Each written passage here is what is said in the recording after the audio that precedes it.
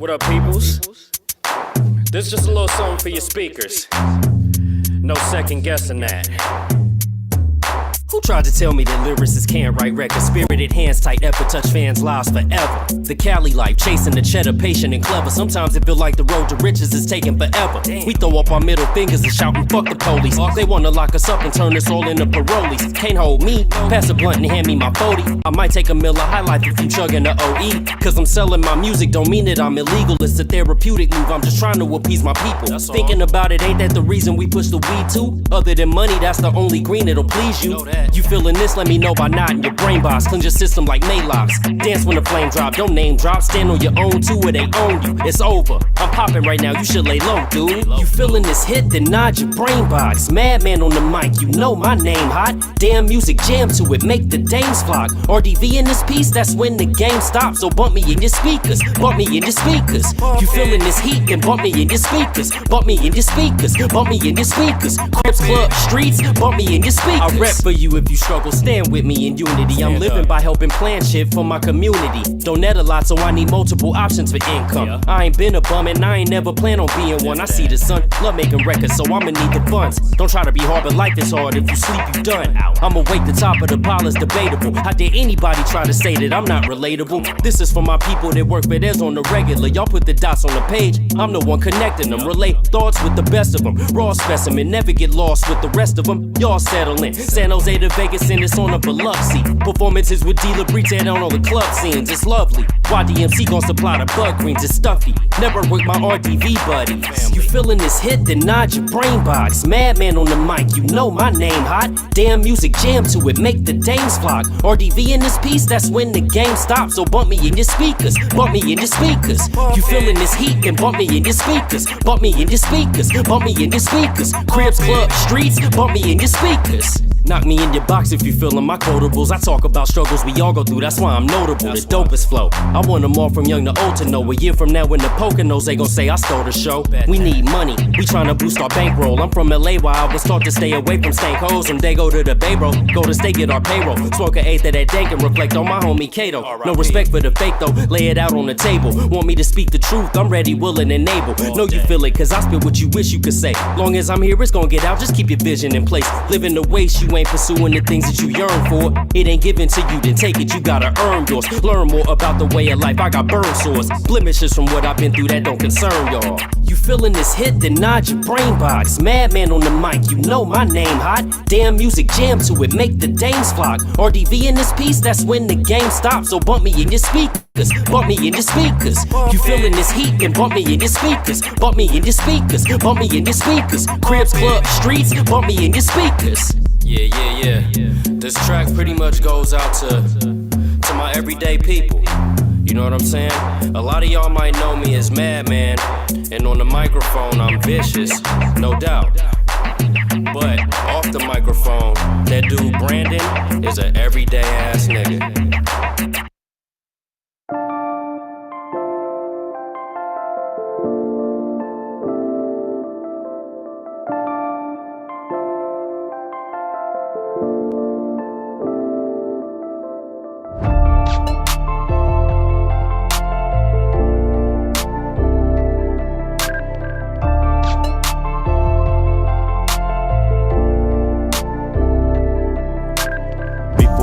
Tell everybody I'm the enemy. Include the story of the maker who made the person that they see. It all started bad when we both had met. You played a role that was too good to seem real. No doubt I was a fool to fall for the things you said and to try to seal the deal. You were doing me right, but then somewhere along the line of the life never added up to your reality slip on by. How can I forgive all the wrong you're throwing down my way? When I try to do you right, you put me wrong to the bout. You got plenty promises that I made was so bland, and your love was coming out and they had it rugged around the edges. No matter what I do, it couldn't be said, but that's okay because now I'm on my own. You taught me a lesson I was sure to learn. To you I won't be enough. Now you hitting my line banging saying that you want me back. It's way too late to apologize, should've thought of that. I got tired of being deceived, I'm not looking for your apologies. I'm not gonna be around to say you're missing me, and that's all because you told me you were down for me, but you lied. Quit talking like you been around the whole time. I can see the snake in you through both eyes. I can see the snake in you through both eyes.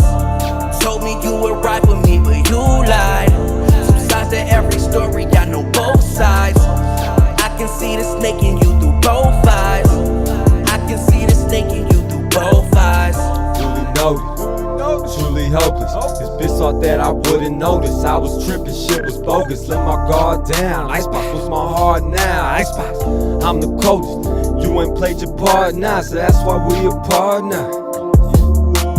Stay the fuck away from me, bitch. Don't touch me. True, I used to love you, but now I'm so disgusted. Don't ever hit my phone again, bitch. Ain't no discussing. You made your bed, now laying there. Stab me through the heart, and hatred you engraved in it. Eyes in the back of my head, I see everything. Hold that thought before pulling out a wedding ring. Form a thought, do with that. Drop a quick, and be out. Trust an owner, keep the broker. Piff don't give a fuck about. No. Told me you were down for me, but you lied. Quit talking like you been around the whole time. I can see the snake in you through both eyes. I can see the snake in you through both eyes. Told me you were right for me, but you lied. Two sides to every story, I know both sides. I can see the snake in you through both eyes. I can see the snake in you through both eyes.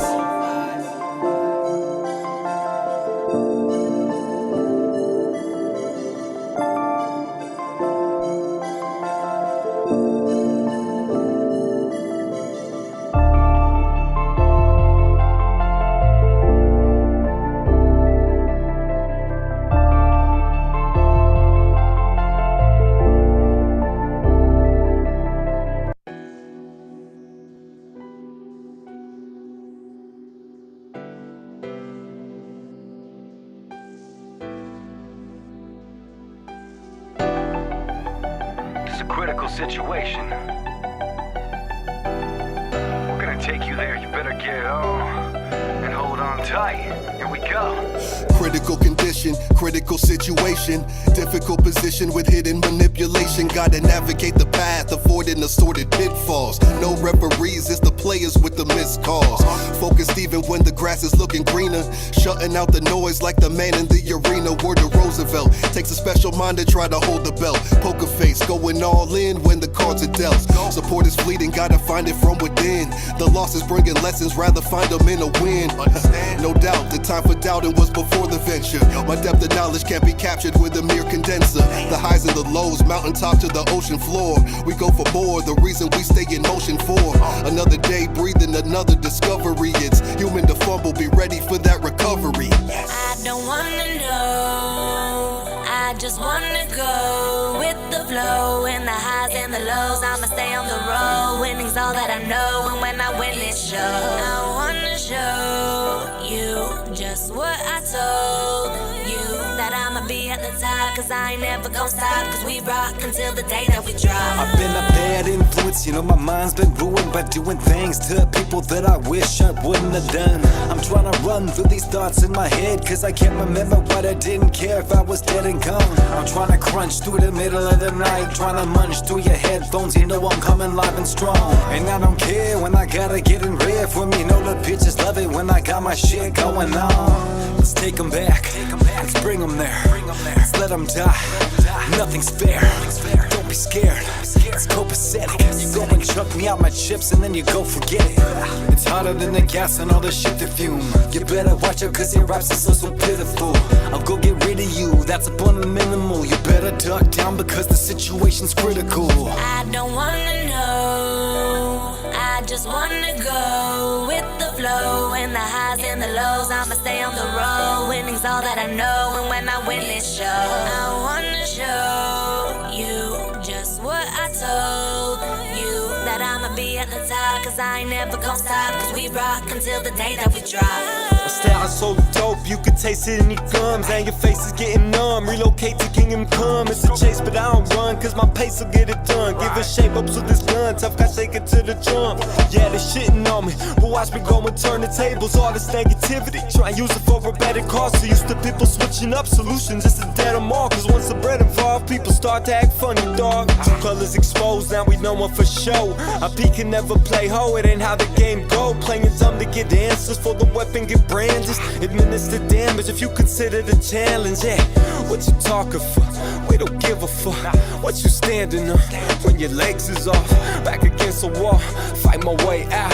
Forever standing tall, that's what I'm about. I don't wanna know, I just wanna go with the flow. And the highs and the lows, I'ma stay on the road. Winning's all that I know, and when I win it shows.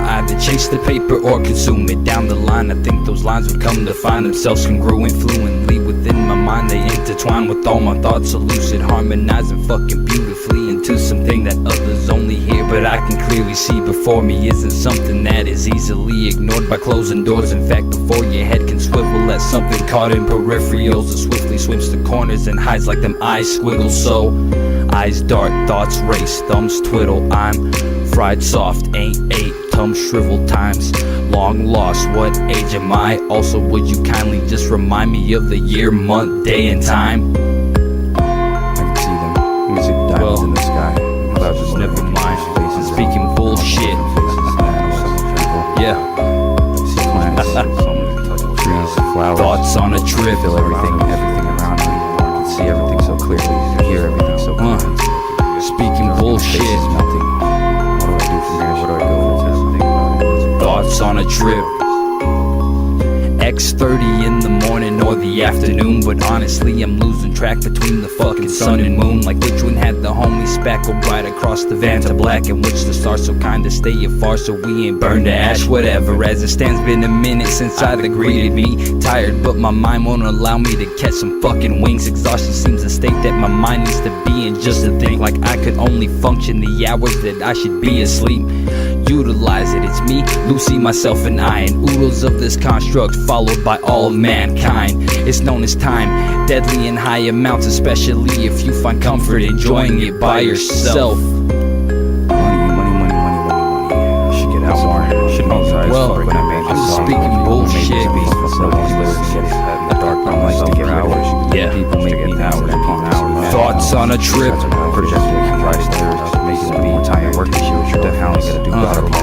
Speaking bullshit, sitting in the dark, you were rapping about thoughts on a trip. Thoughts on a trip.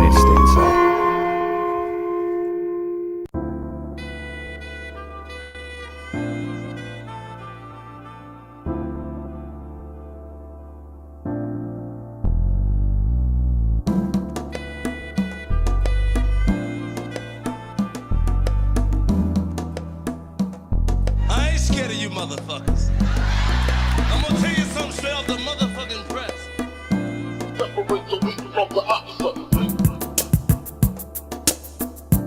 Separate the weak from the opposite. Separate the weak from the opposite. Separate the weak from the opposite. Separate the weak from the opposite. Separate. Either way, neither one is in my company. Weak or obsolete, it's like blocking out the sun to me. Wisdom from experience, I see what weakness done to me. Pay the penance forward, feel like life already fronted me. Hungrily, only mode I'm ever known to move in. Vocal presence raising the pressure, caving your roof in. Approaching anything half-hearted, fuck is you doing? Before you got the lessons, you fall into obsolescence.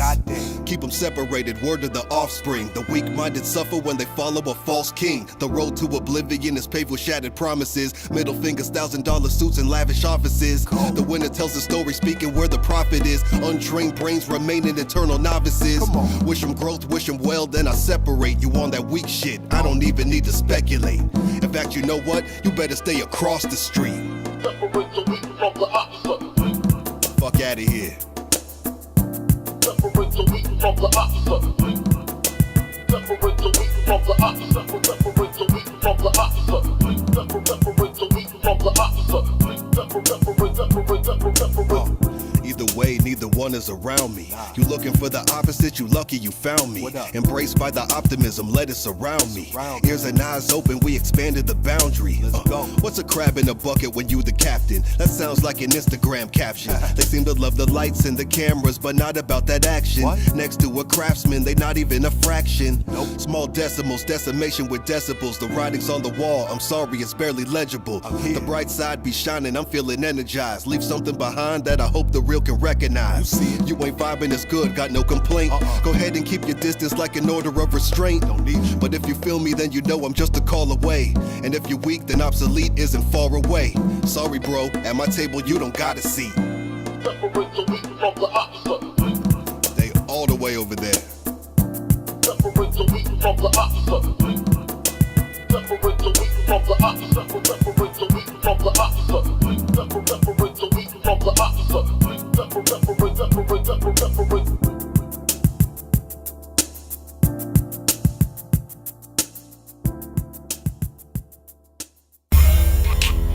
Yeah. It's your boy YDMC. Man, I had to talk about some real truths with my boy T's and Beats. Check it.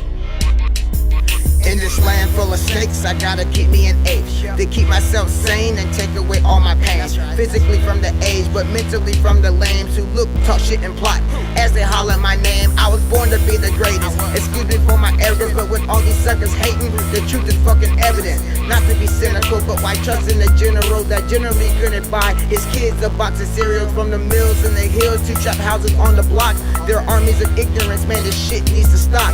Now speaking about getting involved in a revolution, fuck evolution, bring my enemies execution, not by beheading, electrocution, or firing squad. Lock you in a room handcuffed while I'm spitting my bars. That's the gas chamber, but you was looking so hard till the fire was unleashed. Now your joint of art charred. If you wanna meet a real star, come and talk to me. Somebody who can handle power, come and talk to me. But I ain't saying nothing, my action will speak for me. My balls on my word, you ain't taking nothing from me. If you wanna meet a real star, come and talk to me. Somebody who can handle power, come and talk to me. But I ain't saying nothing, my action will speak for me. My balls on my word, you ain't taking shit, homie.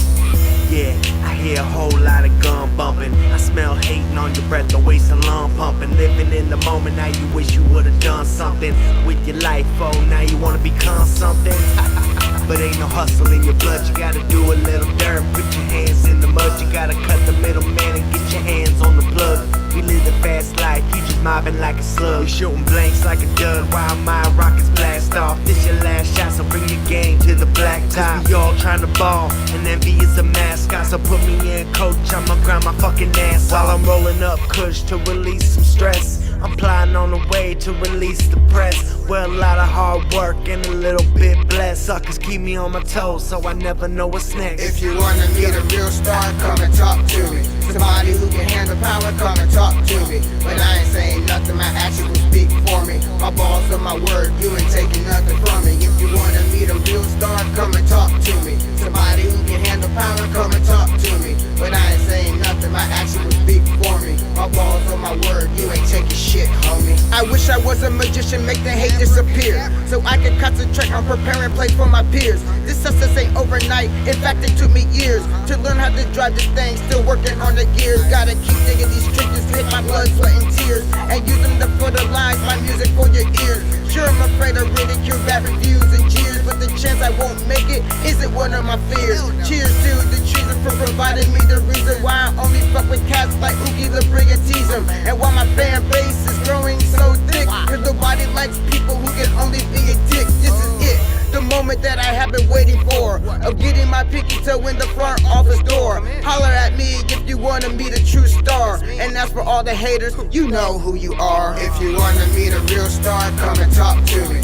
Somebody who can handle power, come and talk to me. But I ain't saying nothing, my action will speak for me. My balls on my word, you ain't taking nothing from me. If you wanna meet a real star, come and talk to me. Somebody who can handle power, come and talk to me. But I ain't saying nothing, my action will speak for me. My balls on my word, you ain't taking shit, homie.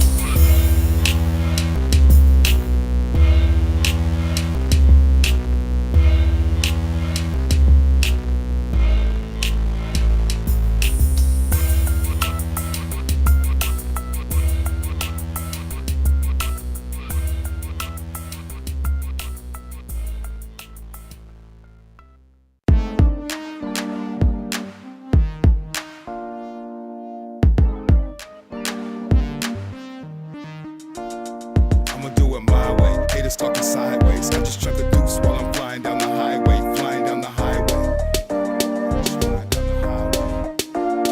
I'ma do it my way. I ain't even irate, smiling at my baby while I'm flying down the highway, flying down the highway. I'm just flying down the highway.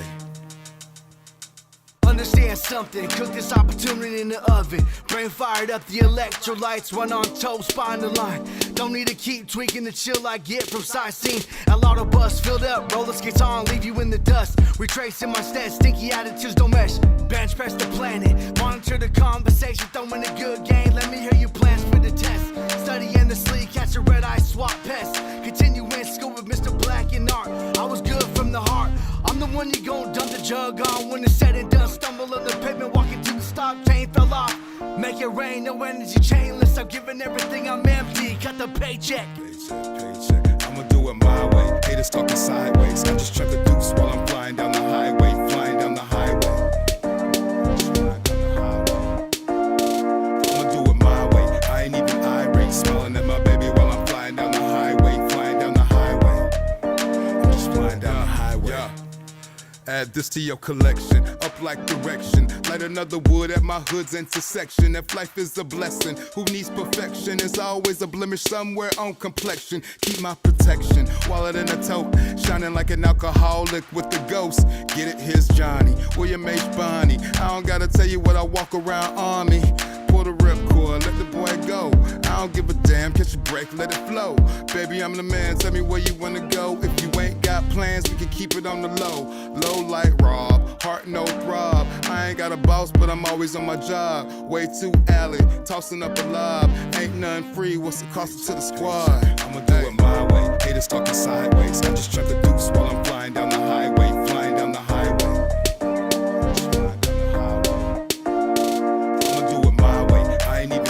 Smiling at my baby while I'm flying down the highway, flying down the highway. I'm just flying down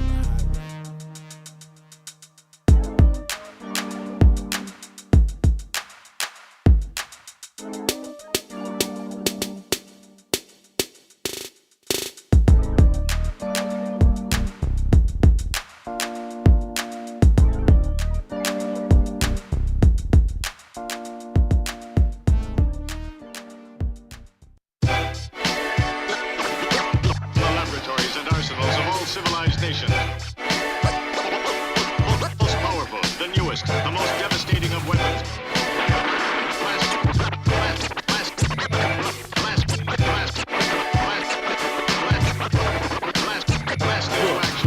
We fire breathing and we on the attack. Anybody who know what's good for them is watching they back. When we hit your screen, it's a 10.10 on the Richter. Competition get crushed as soon as they enter the picture. Real time acclamation, we bout to decimate you. And they get eaten alive if they underestimate us. We stepping on cars and cracking the pavement, changing the world with a plethora of powerful statements. We could fit the globe in our mouths if we open wide enough, leaving competition deceased, cause they ain't live as us. So bear witness to something mystical and mythical, far from typical, cause we tower over the pinnacle. Probably shouldn't say this cause we modest and we earnest, but when we exhale our breath is hotter than a furnace. Against us King Kong or Godzilla will be there. My dragon to kill you with any one of his 3 heads. Yeah, how we do it dragon style. That's right, we do it dragon style. We do it dragon style. I said it, we do it dragon style. Yeah, we do it dragon style. Call us the 3-headed dragon, or 3HD. 3 highly defined killers on the MIC. 3 hunters doing work, catching prey like a predator. Run the game with unlimited terms like a senator. So where is cracking at? Yup, you'll find us right there. Live in the flesh, a whack rapper's worst nightmare. But times 3 flames hit you from 3 ways and leave the mic smoking like my car when my trees blaze. Bringing a little bit of what the culture lacking. Fall up in the function and it's something like release the Kraken. Enter the dragon and exit with the fakery. Monster stomping through your city, nothing you can say to me. Try me once and I can bet that you won't try again. You don't want no problems with the 3-headed Leviathan. The crowd jumping, let me know we on the right course. Link to the past when connected to the Triforce. 3-headed. Yeah, how we do it dragon style. Dragon style. We do it dragon style. We do it dragon style. I said it, we do it dragon style. Yeah, we do it dragon style. In the but you can find yourself inside of an imprint. You cannot run the dragon, even at an insane sprint. Combined with insane spit, them slick linguistics. The fun to which you stand will make you do a backflip. Destructive behemoth with your previous weakness, destroying your speakers at club features. Can't be jumping out your sneakers, freezing your AC, melting your heater. Better become a believer. We starting through inferno and triple hitters with no reliever. Leveling foundations across nations. United humanitarian efforts will never corral this type of devastation. Let no venue go and blazing. I can tell they're listening, cause when they get me, I see faces lit with eyes shimmering. Clashing with every lyrical titan in rap history. Propelling their argument. 3HD is worth remembering. That's where he had the dragon, YD, Madman, and Max D's. Representative of RDV with Butcher as the bot.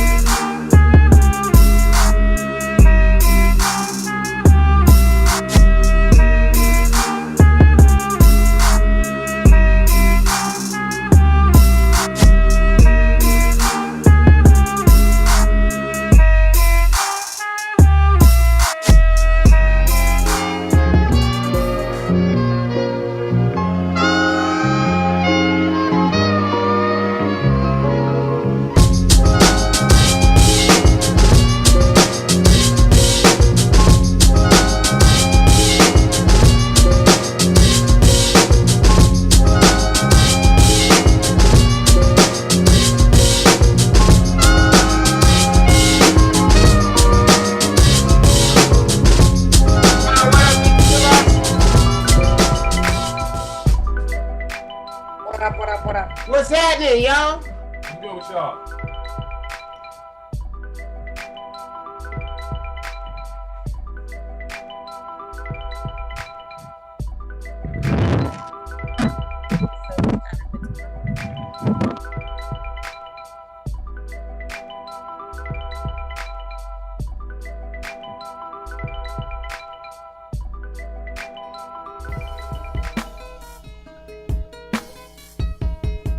What up, big chillers?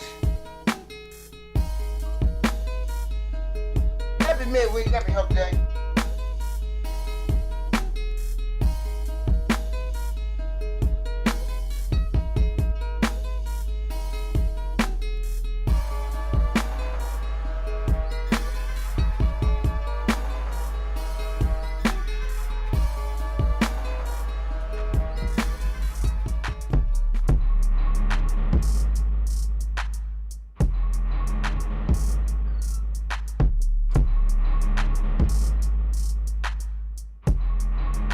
Big chillers, where you at? What's good with y'all, man? Shout out everybody in the chat, everybody online. Yeah. What up, what up? What up, Bowman? What up, what?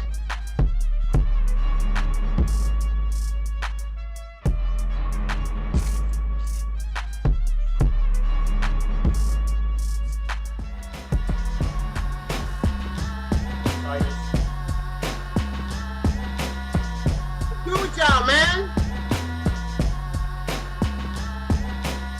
We live, big chillin'. Episode 97, y'all.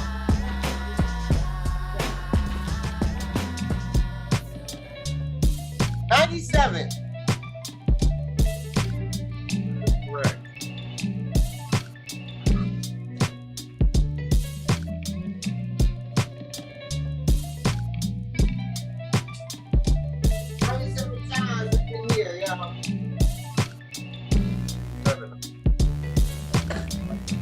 Bringing y'all some fresh content.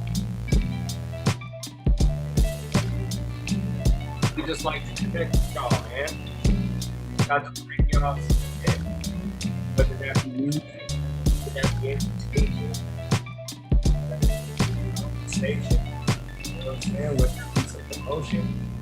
We just try to bring that good shit to y'all. What's up, little Rip? What up with all the family in the building, y'all? We been chilling in this building. Oh man, I says it's so good to see. Wish her to get well.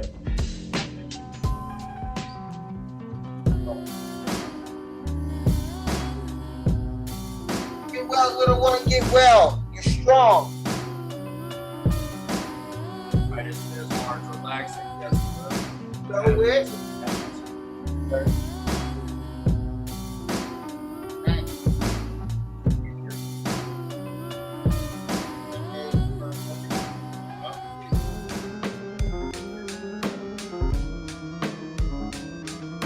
Right now, what's good?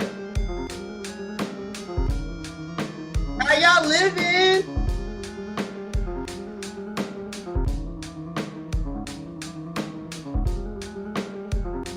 Good though. Chillin, Diff Dope in the building. We got a lot of Diff Dope updates, y'all. Diff Dope kind of like. I'll tell y'all about. A lot to tell you about. We're working on all kinds of food.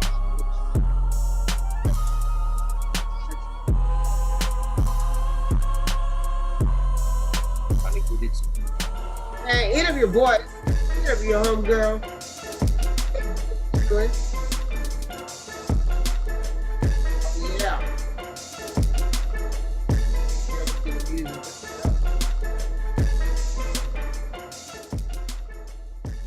Yeah. Big Chill in the building. Hope you guys have been well. Yeah, man. Make sure y'all do what you got to do to stay well, man. People are still getting sick, so y'all make sure you take care of yourselves as best as you can. You know, variants is coming and going and Yes, changing and. Yes, sir. So y'all make sure you. Y'all stay safe, man. It ain't over, y'all. It's not at all. And I'm sure there will be other variations to come out, or variances, whatever. Now the good thing is that most of the cases have been mild now. You know, For the most part. for the most, there's still some areas that have hospitalizations and things going up, but I mean, there's people that are at risk all the time. Technically, my mom was hospitalized for a brief moment of time. Yeah, we ain't saying it's a joke. I mean, you know, definitely not. So I mean, it's lighter. It's indeed lighter. But you know, they're starting to really push the boosters again. I 100% down for the vaccine. I understand scientifically a booster would be needed. You know, we're gonna have a conversation with this as a group. How about that? I think Madman knows exactly where I'm going with it. So we're gonna get into that together. I think that's a good conversation. I kind of want Mac in on that one too. yeah, I mean, yeah, I guess there's still different schools of thought in terms of where we are now and where we need to be. So it's definitely a conversation.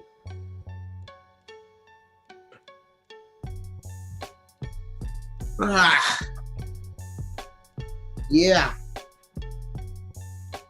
But I will say that there are people, you know, out catching it now who are still getting the ones with heavy symptoms and shit like that too. So it's not like, you know what I mean? Everybody's not catching COVID light. Right. We kind of just depends on, you know, the person's body and shit now. Right. Not everybody that's healthy has a strong fighting body, you know. The reality is too. yeah, the immune system is different for everyone. So What up, y'all? Welcome to Big Chillin with Diff.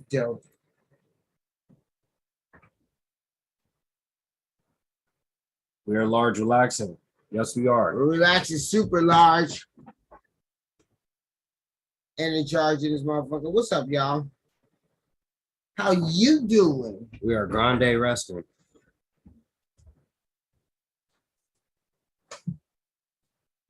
Siesta Grande. Yeah, man. So how y'all big chilling tonight? What y'all big chilling with? How y'all doing it tonight? Doing it with the weed. Why don't you sing about it then? I just might.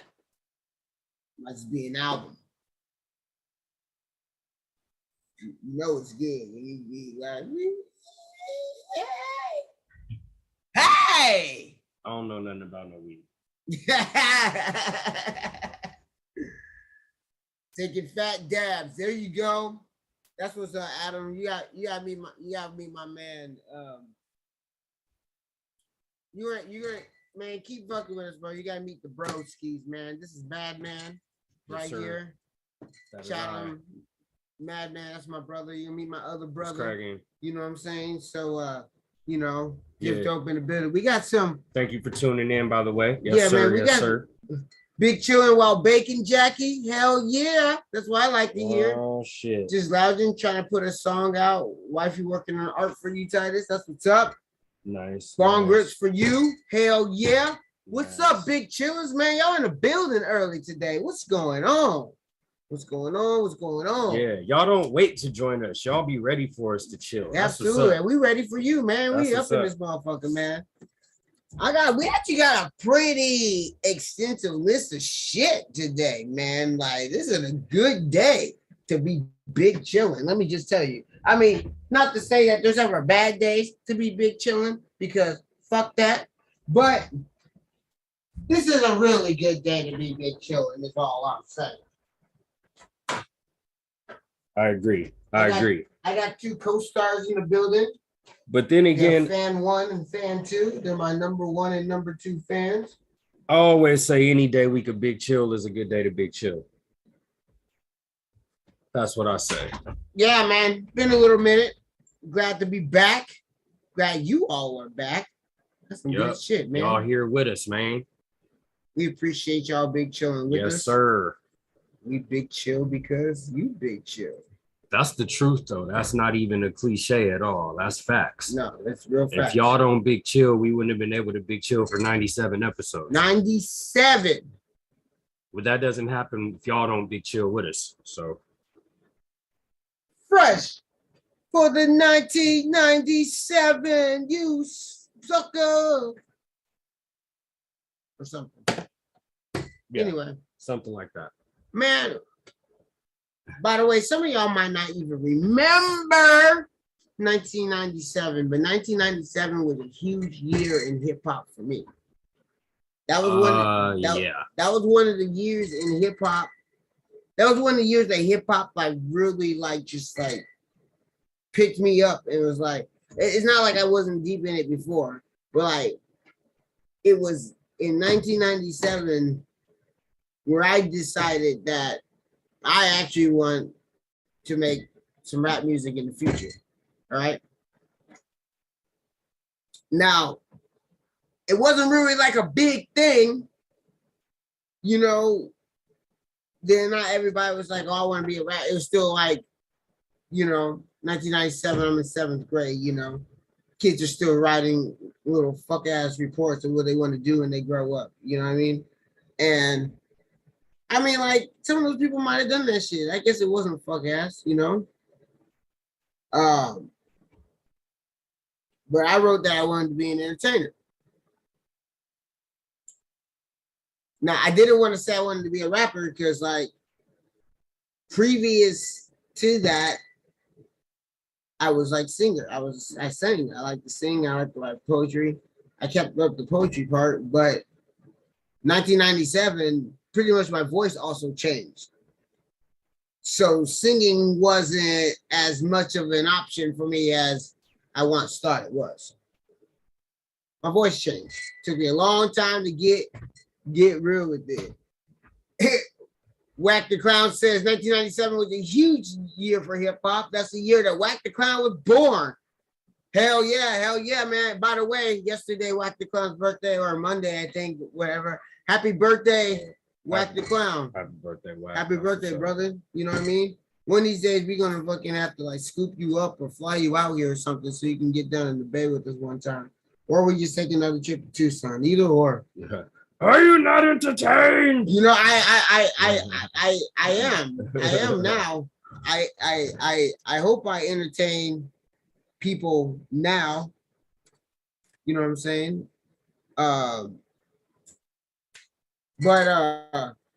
So like, but I didn't know if I wanted to be like a comedian, which I didn't even like comedy that much. So it's like funny that was even like a thought of mine. Comedy's still okay to me.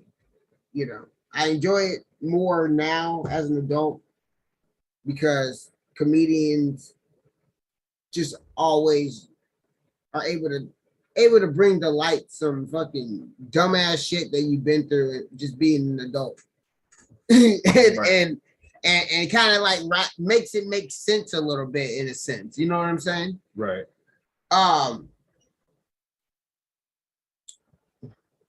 Oh yeah, hell yeah. Oh yeah, fuck with you out there in Phoenix too, man. Yeah, you know. Oh yeah, drive them out here, hell yeah.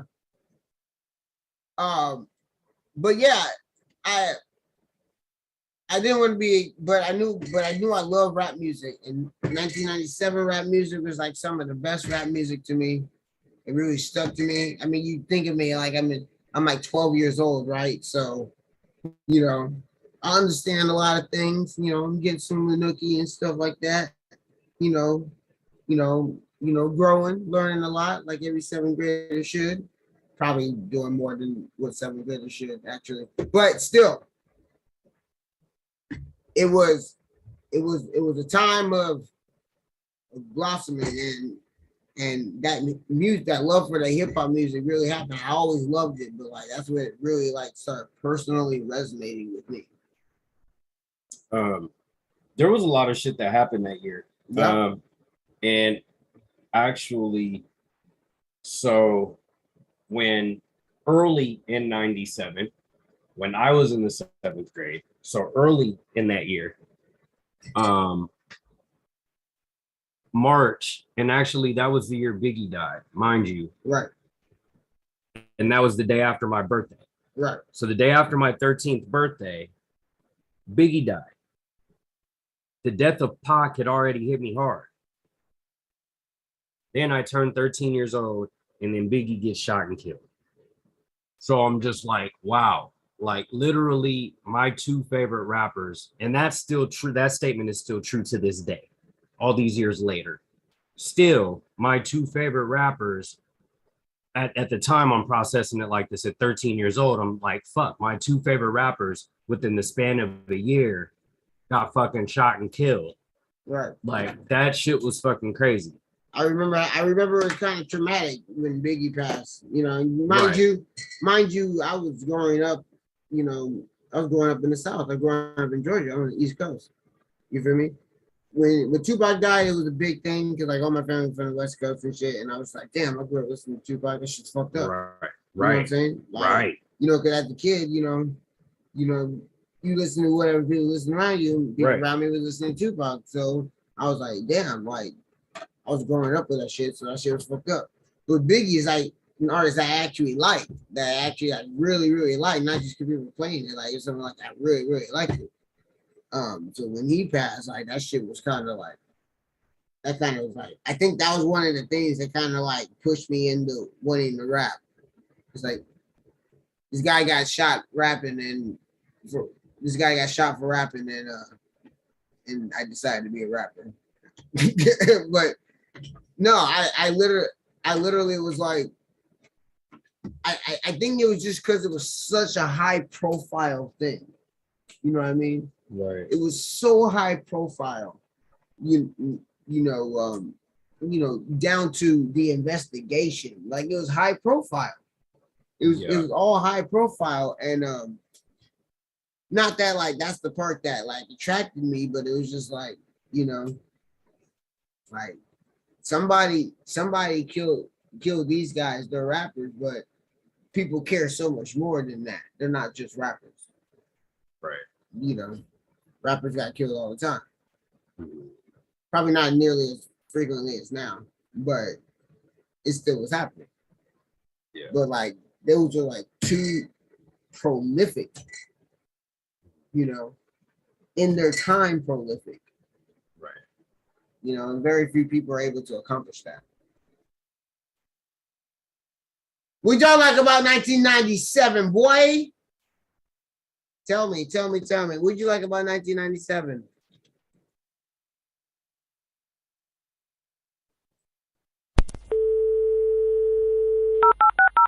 That's the internet from 1997.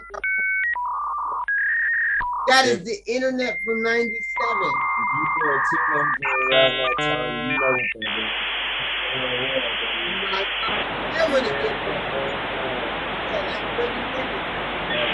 For real though. That's for real though. You have to plug a little phone cord into the computer. That whole thing. That whole thing you just heard, that was only halfway getting on. Oh, not even. That wasn't even the connection part. Right. Man. That shit was fucked up. 97. But it's cool because we had internet in 97. I don't think people realize. I'm sure some of you guys don't realize that there was internet in 97. That is true. We didn't have social media yet. No, we had internet. We had internet. No, we did. We had AIM. Are we gonna call that social media? Yeah, it was instant messenger. Yeah, it was instant messenger. That's 50% of social media now. I don't know if I would say that social media. That was just a messenger service. Did AOL Messenger start social media? No, there was like extra steps. Because I don't know. I don't know if I could say that. Jackie's like, it was hella hard to sneak online at night. Freaking internet. Yeah. That loud ass shit. Yeah, you're like, shit, damn it. You're like, some days it just goes on like real fast. You're like, all right, cool. Some days it just it's like a fucking donkey in your fucking office.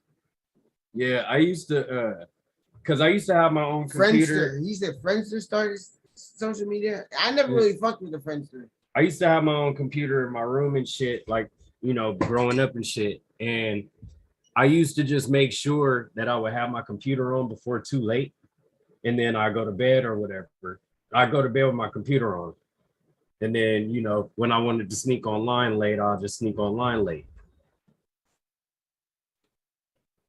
You're right, Jackie. Junior high school shit, high school shit. That you got mail shit would always come on hell loud. You got mail. You're like, shit. Man. You looking towards your parents' room, like, are they waking up? Right. You're like, do I run back to my room or do I just sit in here? All right. 1997 stuff that happened. You want to see some stuff? Stuff that happened.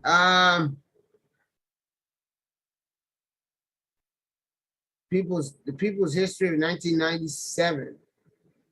Princess Diana died in 97.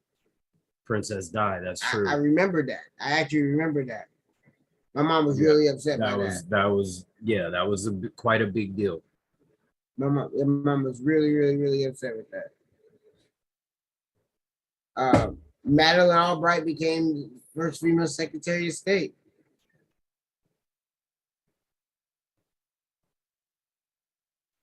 Lion King the musical began. That became huge. Huge. That musical became huge. It became so big that that's what kind of kicked off the whole live action Disney movies, because it was They wanted to bring that same dynamic to the big screen and make a bunch of money. That musical was fucking ginormous. The first Harry Potter book was dropped in 97, and we all know how large that became. Right. Absolutely. Never was my thing really, but had definitely popular. What up, Hoopty? Hoopty's like, she was so fine, and I was only 2 years old. Princess died, rest in peace. What's up, Hoopty? What up, Hoopty? Princess died was fine though. I ain't gonna lie. Let's see what else happened. See Harry Potter.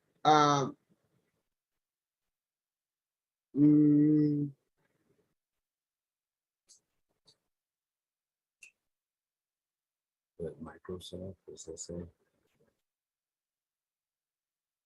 That's when Microsoft became the world's most valuable company. Okay. Yeah, Microsoft was fucking. Mother Teresa died in 97, y'all. I forgot that one. What they say about the Dow Jones? That's when it hit 7 grand over for the first time. Okay. Then the market crashed in 97 after such a correct milestone. Oh, Mike Tyson bit off Evander Holyfield's ear in 1997. Yes, that happened that year. And I will always remember where I was when that happened. I did not see it. At the time that it happened, I was at a live WCW event.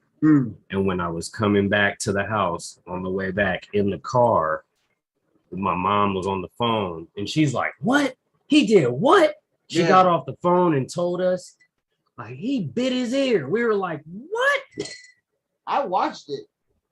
I watched the whole thing. I was watching it live. I would have been watching it, but I got WCW tickets for that night.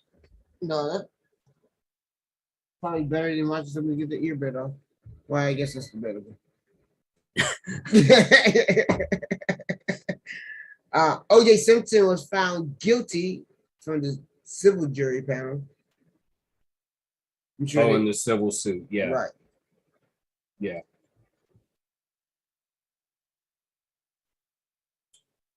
Yeah, that was, we don't Tiger Woods became the youngest to win the Masters in 97. That's historic. Obviously, we know what Tiger became, arguably the GOAT. The GOAT. I don't even really think that's arguable. He's the GOAT in golf. And he's the fact that he came back and won a jacket like 2 years ago makes him the GOAT. And I have him and I have him in my Mount Rushmore across all sports, actually. All right, y'all. That's most of the crap that happened in 1997.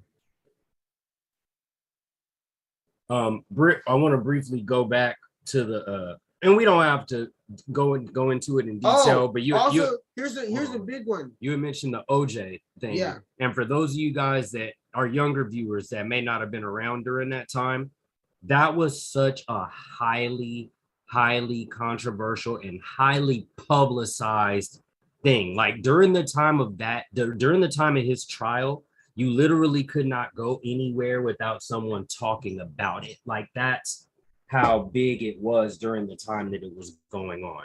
So I just really wanted to just highlight how major that of an event that was at the time, because you had just kind of briefly mentioned it.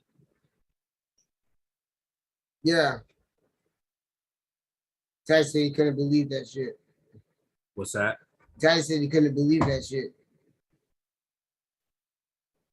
Oh, the last thing I forgot to mention is the Heaven's Gate cult commits mass suicides.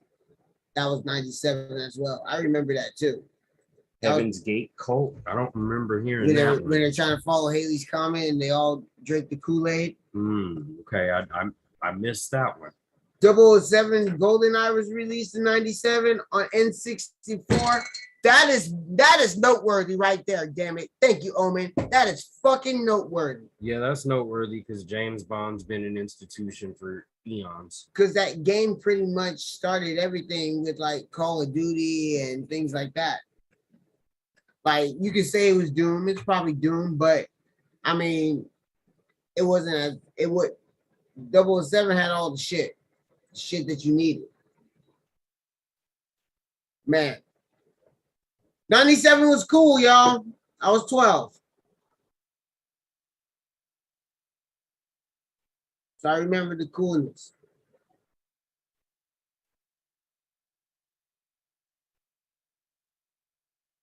Yep, Heaven's Gate cult. You know, I remember that shit. I remember seeing it on the news. They did an Oprah presentation about it. You know, because Oprah got the fuck with everything at that time. You know, Oprah can do what she wants. Right, and everybody wanted to be on her show. Everybody wanted to talk to her. You needed to talk to her. Right. If you wanted to do anything in life, Right. you needed to talk to her. If you thought that it was going to be beneficial, then you should probably just talk to her. Right. So, 97, y'all.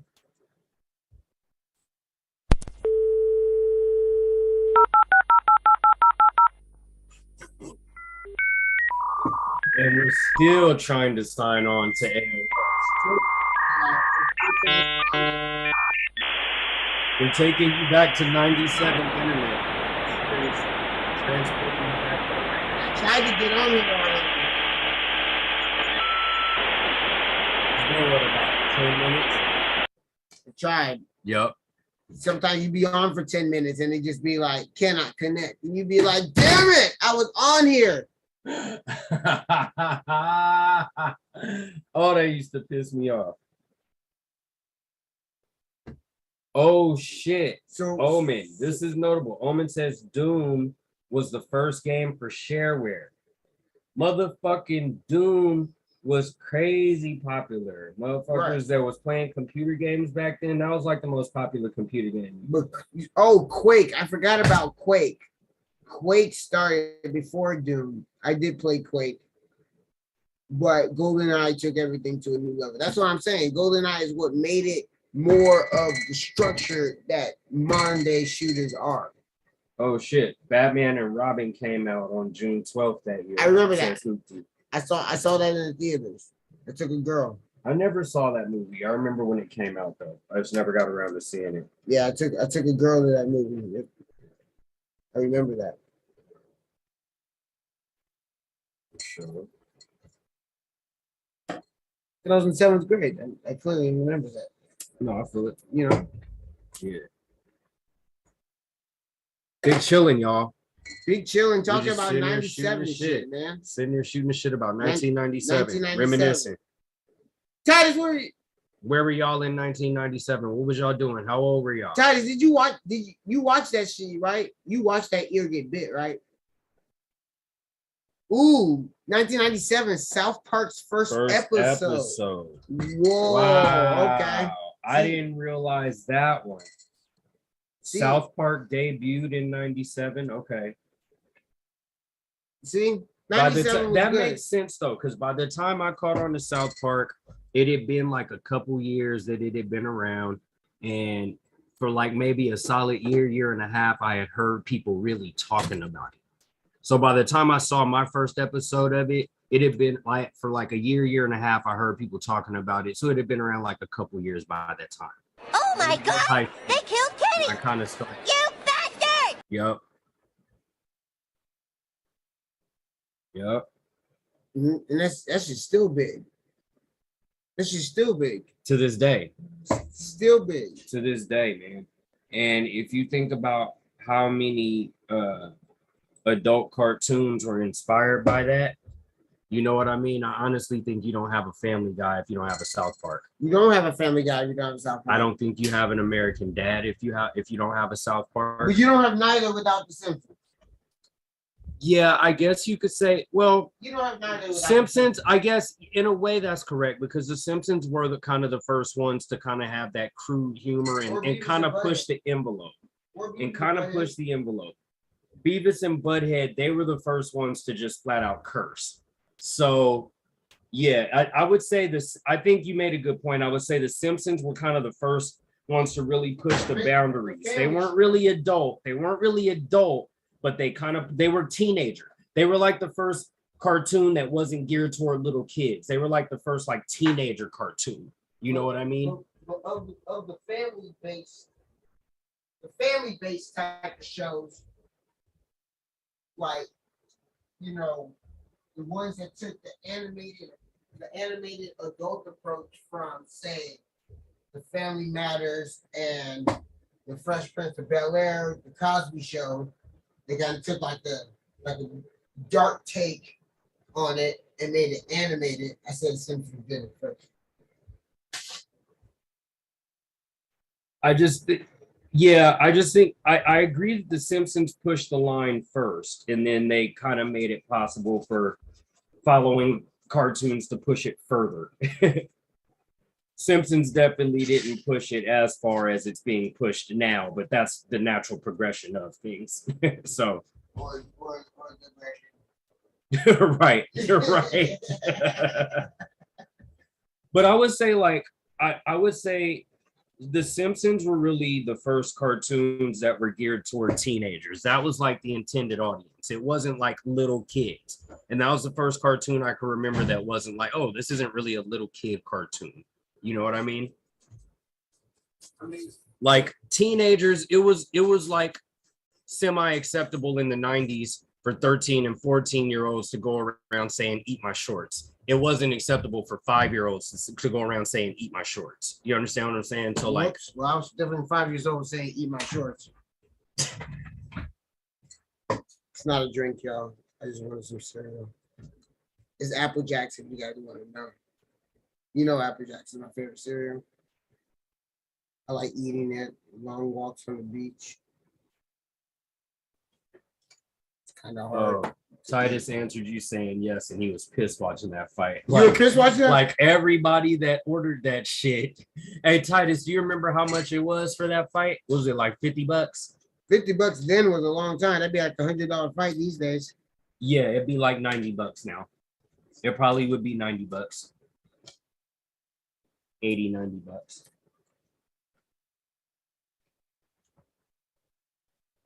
Oh shit. On New Year's Eve that year, so the last day of 97, Hotmail was bought out by Microsoft for $400 million and was relaunched as MSN Hotmail. Yep, I remember that too. Would that have helped social media? I think that just helped. He said back then it was like 40. I think that would only help the email gang. I think Google Gmail wouldn't be around if it wasn't for that, right? Well, Google launched Gmail. Right. Was Gmail launched yet? When they bought when MSN bought Hotmail? I do not believe so. I believe Gmail came later. So that means they're the ones that revolutionized the email game. Yeah, you can put it that way. All right. We're figuring out things about the world. Almost like a decade and a half later.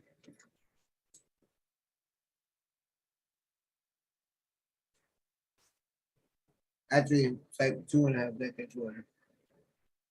Well, I'm old. Anybody remember the Oreo cereal? Yes, I do, and it was gross as fuck. I never tried it. 2 thumbs down on the Oreo cereal, y'all. 2 thumbs down. Damn it, that shit was gross. All right, y'all.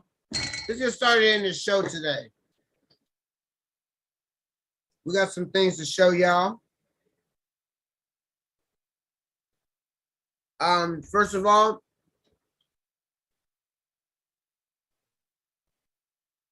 my man Chris Reese. I was supposed to show his video last week and I forgot. What up, Chris?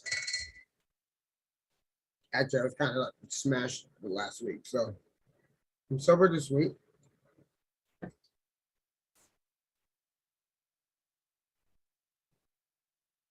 All right. So this is a new track with Chris Reese.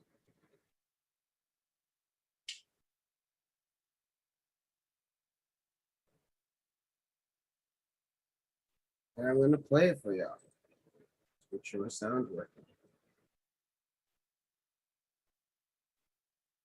Yeah, Priest City in this bitch, you heard me? Yeah, Priest Reese. Do this shit all the way live. Yeah, that's right, bitch, Priest City. All right, wrong one. Sorry. My bad.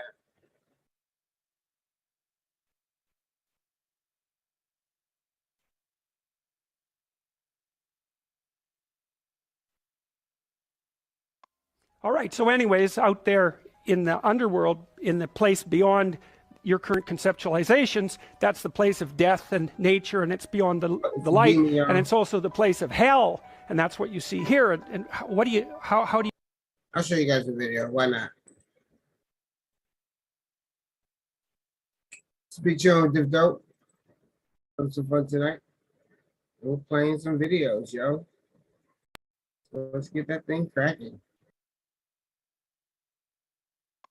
All right, so anyways, out there in the underworld, in the place beyond your current conceptualizations, that's the place of death and nature, and it's beyond the light, and it's also the place of hell, and that's what you see here. And what do you, how do you conceptualize that? Well, one of the things you'll see, if you're interested in this sort of thing, if you ever go read the writings of the Columbine killers, the teens, they're very interesting. They're very much worth reading, especially.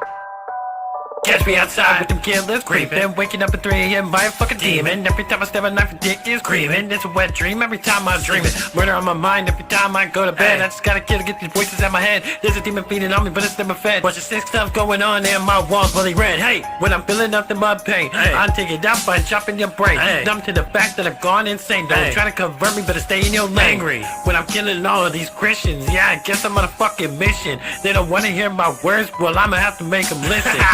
Fuck your God and religion, ho. Yeah. Fuck these bitches, get the dough. Yeah. Rapping friendly on the mic, what you rapping for? What? You gotta go, and you know I'ma have to kill you slow. Torture you in all black, got your baby mama in my scope. I don't know what it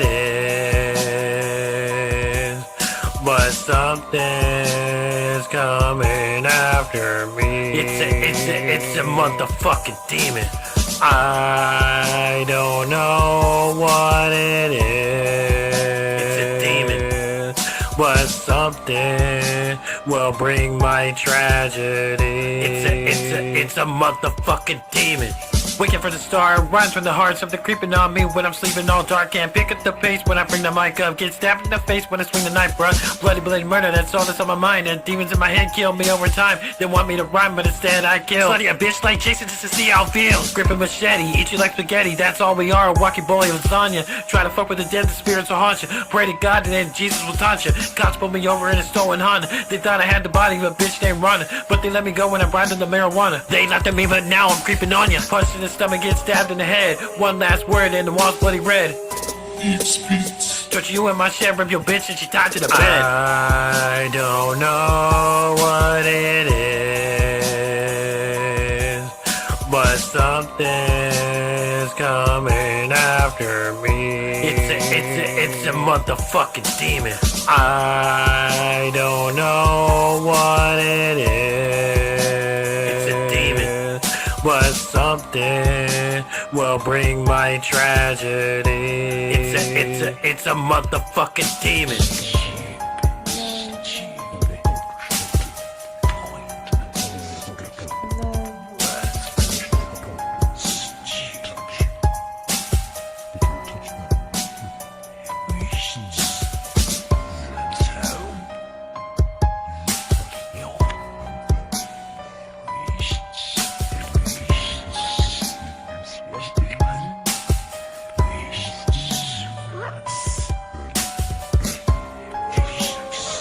Yeah, shout out to Chris, baby.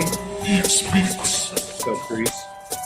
I don't know what it is, but something's coming after. All right, y'all. Shout out my boy Crease, man. You know what I'm saying? Sir.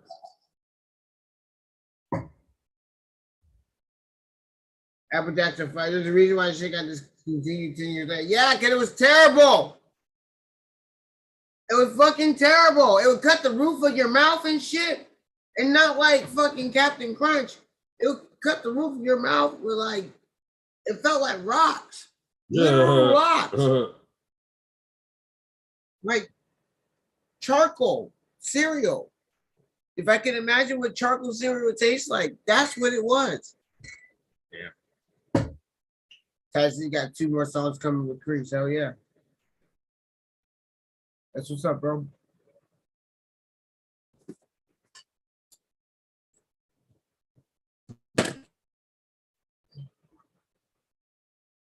Man, it's about time to start getting our smoke on in this motherfucker, man. What you smoking on, man? We big chillin'. You know him? Shout out Chris Reese. That's our brother right there. You know what I mean? Chris C. King. You know, we got mad love for the homie Chris, man. Mad love, mad love. What's up with y'all, man? How you doing, man? We big chillin', man. We got a lot of music that we're showing. I just want to say, number one, shout out all the good people tuning in right now. Tell your homies about how much fun that this big chillin' is. If you haven't yet, subscribe to the page, please. Subscribe to the page. You know what I'm saying? I'm gonna play some music that you guys haven't heard before, man. Uh-oh. That new shit.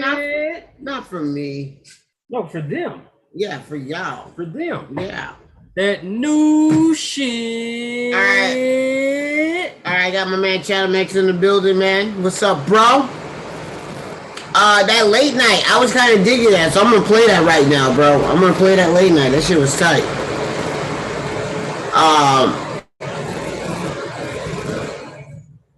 Well, I guess I gotta kind of like share the screen so you know who the hell I'm talking about. So you can go find it for yourself and add it to your playlist. Okay, is this all right? Subscribe right here, live subscription. All right, you guys go do the same, man. Hit my man, chat him up, man. Subscribe right now, okay? I was feeling this track, so we're gonna play it. That's how it works. Big chillin'. Guys, that is my face, and he cuts my fucking ear off. I'm fucking deformed. Fuck you. Fuck you. I'm fucking dying here. I'm fucking dying. I'm awake all night.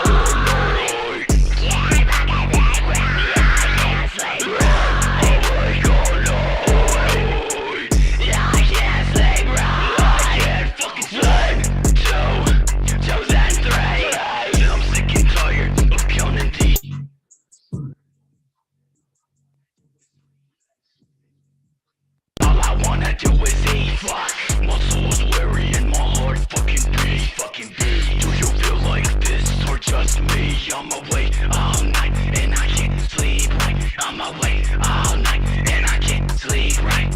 Late night drive, staring out the window. Take a late night drive, staring at the photo. I took a late night drive, staring out the window. We took a late night drive, staring at your photo. I'm all alone, I'm all alone. Yeah, hey, yeah, I'm all alone, though. I'm all alone, though. I'm all alone, though. Yeah, hey, yeah, I'm all alone, though. Can't cry, I'm alright, it's a lie, though. Can't cry, I'm alright, it's a lie, though. It's a fucking lie. All night, no light. All night, no light. Big same day, real pain. Real pain. On the same day, real pain. Real pain. I don't know what I'm saying. Yeah, I don't know what I'm saying, but I'm saying that. Take a late night. Take a late night. Take a late night. I'll take a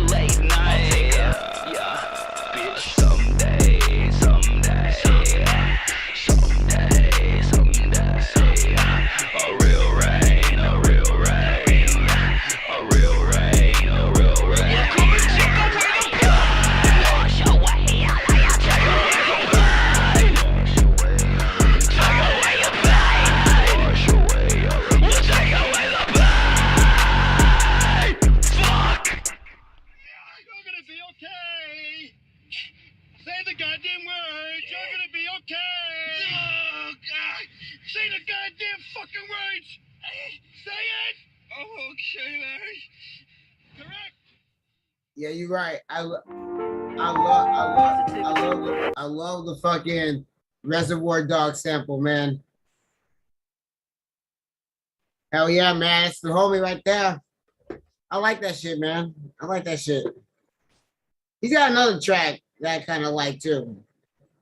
I'm gonna play it just so you can see the versatility, man. I want you guys to really check this out. Let me know how you really dig in my man Chatter right now, okay?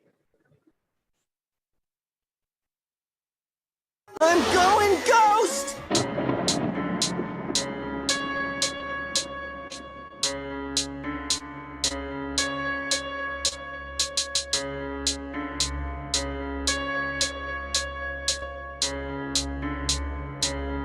Hey, yo, I'm going ghost, hey, fuck a post, going ghost, say a toast, yeah, slit my throat like a goat, yeah, I am a sacrifice, grab a knife, take a life, yeah, take a life, they call me Chatham, but I go ghost like Danny Phantom, my phone on airplane mode, and I will not answer, put my own life up for ransom, I go to fathoms that you couldn't fathom, that's right, I got my heart on ice, my head ain't screwed right, took a bottle of pills, I'm gonna say night, night, because I'm going ghost, I'm going ghost, going ghost, hey, yo, airplane mode on my phone, leave me the fuck alone, all alone on my throne, I'm so fucking cold, spit nitrous from my throat,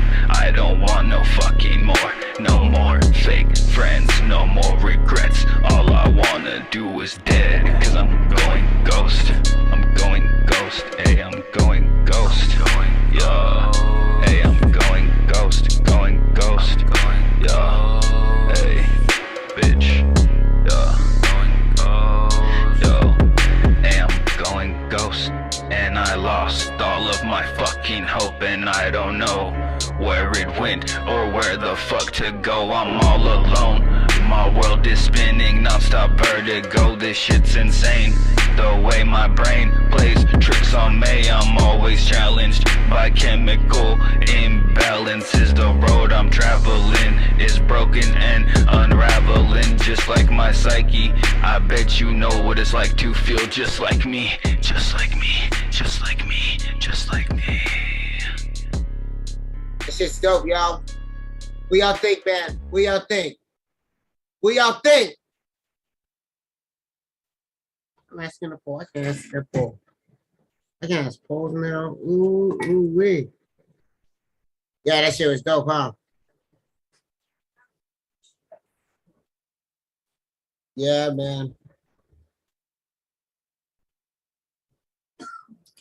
This is episode 97, y'all. Thank y'all for Big Chillin' with us yet again. Thank you for Big Chillin', Big Chillin' man. with Diff Dope. We got little Big Chillers too. So sucker in the building. Yeah, we do, man. That's tight, man. What's up, y'all? We out here live in the building. Max should be flying through soon. Hope you guys are enjoying this excellent music that we are running across, man. Reason why I'm gonna add a poll in here. I forgot what my poll is gonna be about. Okay. Collaboration yesterday. Yeah, the man is tight. All right, man. Got a new Whack the Clown over here, man. Yeah, we're gonna do this. We're gonna play this right now. Gonna be Big Show with Diff Dope.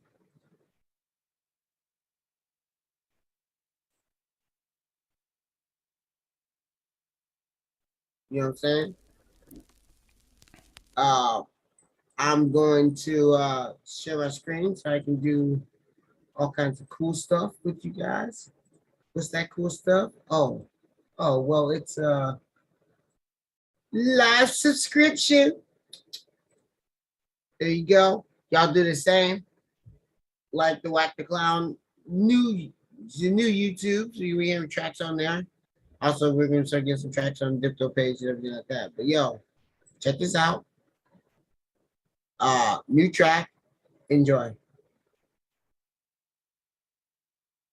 Be chilling with Diff Dope, episode 97. The year that Wack was born. Happy birthday, man. He had a birthday on Monday and everything, man. Okay, Diff Dope Tucson doing the damn thing, y'all. Check it out.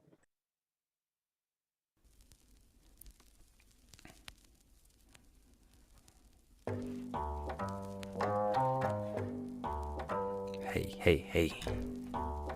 Yeah. I ain't worried about all that motherfucking shit you talking to me. Fuck out my face with that. I don't give a fuck. Yo. I let it air dry, hang it up and wait it out. I let you wet me with complaints and get your anger out. Just know that every breath is wasted as it's coming out your mouth. We whack the clown can give a fuck on what you talking about. I'd rather let it air dry, hang it up and wait it out. Or would you have me grab your neck and fucking wring it out? I mean, it seems the only way, but I don't wanna strain myself. So if you thinking I'll react, you played yourself. I let it air dry. Check your motherfucking attitude when speaking to me. I distribute not a single fuck on what you thinking of me. You seem to feel the need to speak out your opinions on the shit that I be doing, but it isn't secret. And you see, I used to hand a negative reaction out to anybody acting like I wouldn't check their neck for talking shit about me nowadays. However, I just wave them off, whatever. I ain't got the time or patience left within me just for weathering your negativity, cause evidently you got nothing fucking better you can spend your energy on but depress me, and its levels less than even just the slightest bit impressive. I can blow my fucking lid and then attempt to help you get it, but you wouldn't, cause you dense than a motherfucker, ain't it? I would only waste my time in an eternity explaining how I really couldn't give a fuck on what you have to say, and it remains as such any minute, any given day. I let it air dry, hang it up and wait it out. I let you wet me with complaints and get your anger out. Just know that every breath is wasted as it's coming out your mouth. The whack the clown can give a fuck on what you talking about. I'd rather let it air dry, hang it up and wait it out. Or would you have me grab your neck and fucking wring it out? I mean, it seems the only way, but I don't wanna strain myself. So if you thinking I'll react, you played yourself. Or let it air dry. Check it out, bout to hit him with a zinger. I can count how many fucks I give about you on my middle finger. -1 subtracted by infinity. You feel me? I'm just dancing by myself. It's all I need to keep it illy like bubonic. Catastrophic at the speed of supersonic is the speed I pick apart your crew, eroding like it's caustic, and it's costing more than most of what your motherfucking life worth. Fuck it though, the least I owe is charges for a nice hearse. After you get bodied by me cause you try to try me, after I display the nicest side, you try to sneak it by me with subliminals. You pussy thinks it wise to try to hide it, but you never could deny. You got a clip betwixt your thighs and it's getting wetter. Every thought that's running through your clever little nugget that convinces you the clown has now been bested is a fallacy. Now you see me absent of a care. I stand and stare at you like give a fuck me, bitch. Where I let it air dry, hang it up and wait it out. I let you wet me with complaints and get your anger out. Just know that every breath is wasted as it's coming out your mouth. So whack the clown can give a fuck on what you talking about. I'd rather let it air dry, hang it up and wait it out. Or would you have me grab your neck and fucking wring it out? I mean, it seems the only way, but I don't wanna strain myself. So if you're thinking I'll react, you played yourself. I'll let it air dry.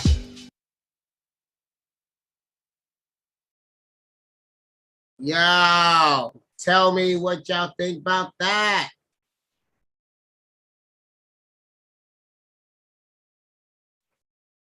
Hell yes, he's dancing like Prozac with smoother delivery. I feel that. Man, Diff Dope in the building, man. What's up? Shout out Whack the Clown.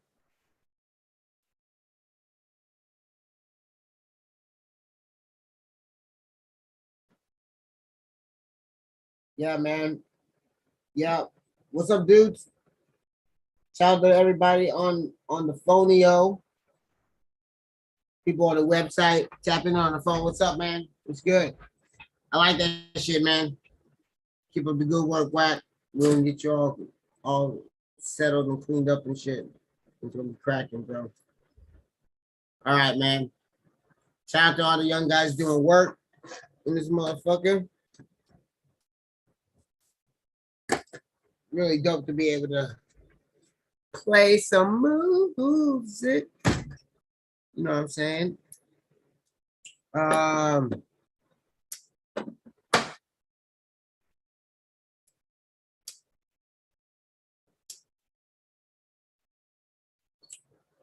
gonna hang on to that for a second. Just for a quick one. Let me figure something out real fast. Might have another one, but I'm supposed to show you this. few weeks ago.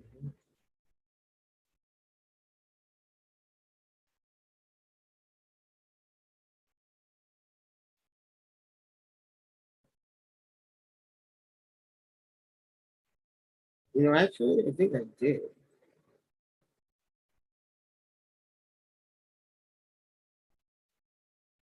No, I didn't. Hang on. I know what I'm looking for. Yo, what up?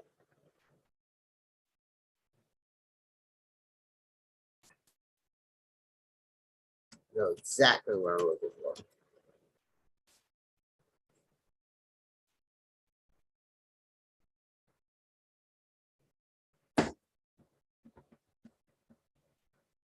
All right, yes, I did show it to you. All right, never mind. All right. What up, everybody in the building, man? What's cracking? What's cracking? You big Joe dipped up. I got off early. That was interesting. It's like, what's right there? It's the same shit that was there before. It's just blur power. It's like coming home late. He's like, oh.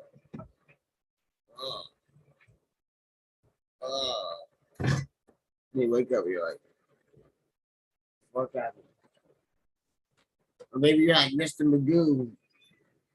You know what I'm saying? I remember Mr. Magoo.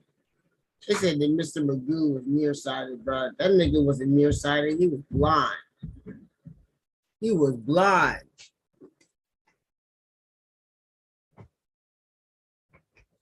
All this after Reese.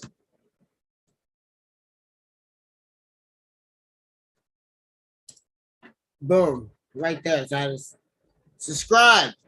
Subscribe. And subscribe to Chris Reese, damn it, because he's almost at 1,000 subscribers. That's crazy. How many subscribers does he need? Hold up. Hold up, I'm back. Just gotta figure this out. How many subscribers does my man Chris Reese need?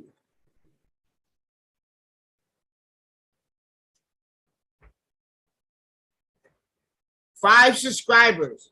He needs 5 more subscribers, y'all.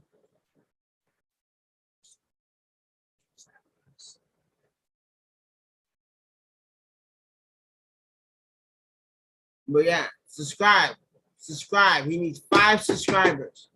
He dropped a new track today. He has 952 videos on his page. He almost has 1 video for every subscriber. That's a crazy number.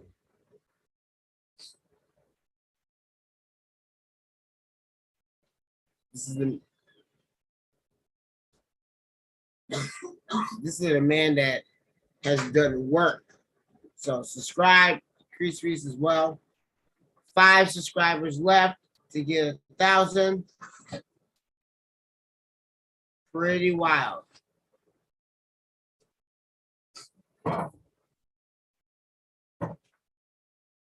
Five subscribers.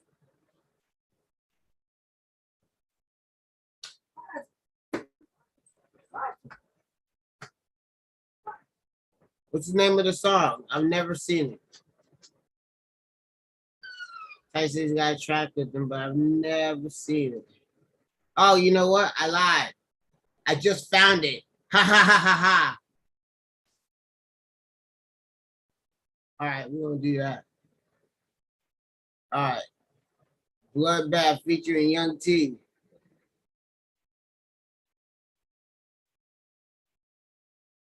Damn. No, I'm gonna just finish this blunt and shit. Smoking in the blood in this bathtub. Grace Race. I should have told you not. Sorry. Sound. Damn. You know, I'm gonna just finish this blunt and shit. Smoking in the blood in this bathtub. Grace Race. I should have told you not to fuck with me. All I ever do is cut up bodies in the bathtub. All I ever do is just soak in the blood. All I ever do is cut up bodies in the bathtub. All I ever do is just smoke in the blood. All I ever do is cut up bodies in the bathtub. Smoking in the blood cause I ain't love. I love this Mary Jane cause it keeps my mind at ease. Every time when I'm cutting up your neck of your knees. You are gonna die if you're a fan of me. I'm not just taking life cause you are just a sacrifice. Bitch, come in here and soak in the blood. In the bathtub, we about to make some love. Yeah, all I ever do is cut up bodies in the bathtub. All I ever do is just soak in the blood. All I ever do is cut up bodies in the bathtub. All I ever do is just smoke in the blood. All I ever do. Yo, it's 2022. Young T, acting like a sicko. The homie Crease Reese. Let's get it. No, we do it, pursue it, getting straight to it, you blew it. Now drain your body of fluid, whatever you think that you ain't living through it. Created sick flick in my mind, so I drew it. Soaking and smoking and yoking and choking, you're broken. Knowing you thinking we joking, just talking. Having a blast, digging your ass, payback from shit from the past. No, you ain't hitting the past, sticking them fast. No one is breath is your last, shit is demonic. I'm on it, drink grapefruit and tonic. You want it, spit sonnets and chronic. All I ever do is post and smoke up in your plasma. When I'm through with you, choking you out like I'm asthma. All I ever do is cut up bodies in the bathtub. All I ever do is just smoke in the blood. All I ever do is cut up bodies in the bathtub. All I ever do is just smoke in the blood. All I ever do is cut up bodies in the bathtub. All I ever do is just soak in the blood. All I ever do is cut up bodies in the bathtub. All I ever do is just smoke in the blood.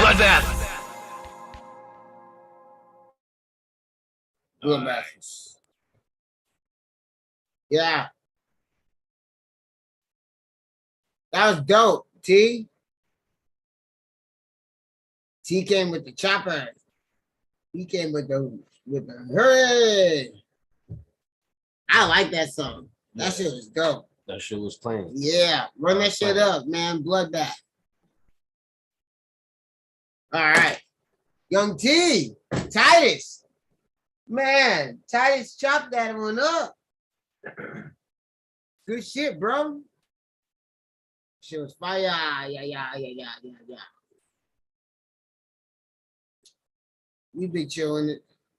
I told you I do that like every fucking few minutes. Good shit on the music, y'all. Yeah, man. Some work is being done.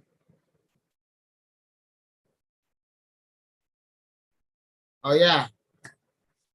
I wear salmon shirts. I love salmon colored shirts. Sure. It's got a couple pink got a shirts, couple. but I try to keep it on the salmon side. I got a couple shirts that color. Couple.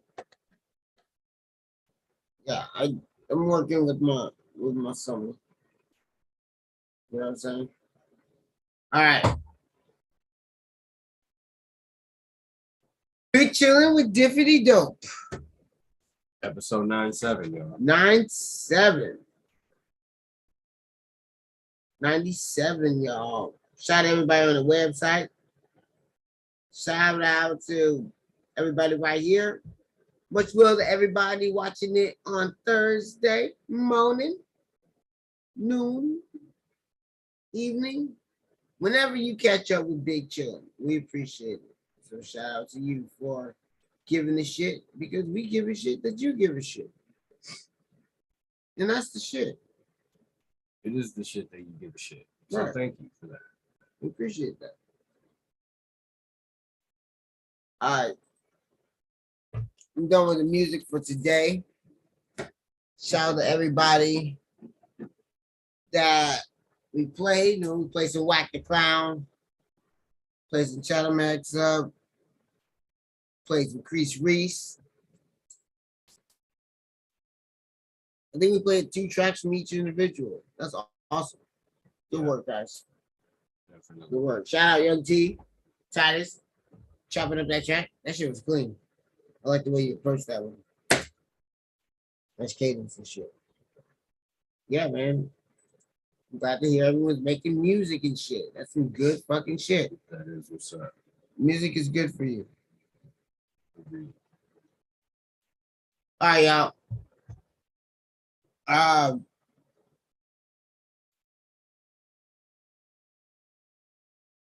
I mean, you guys,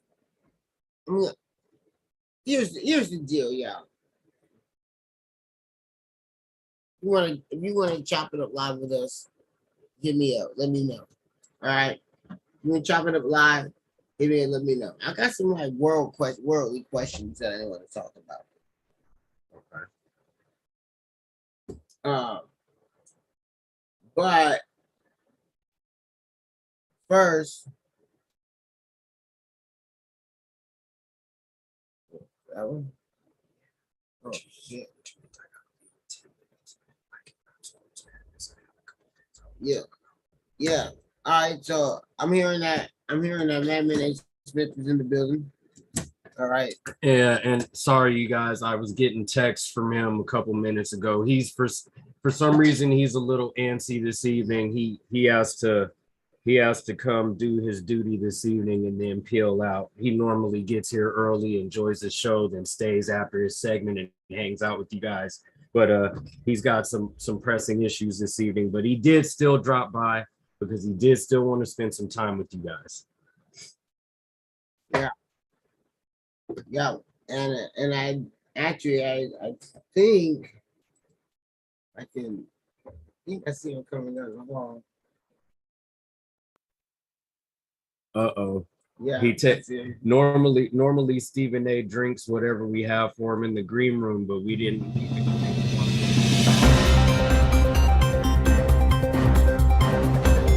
Music Studio.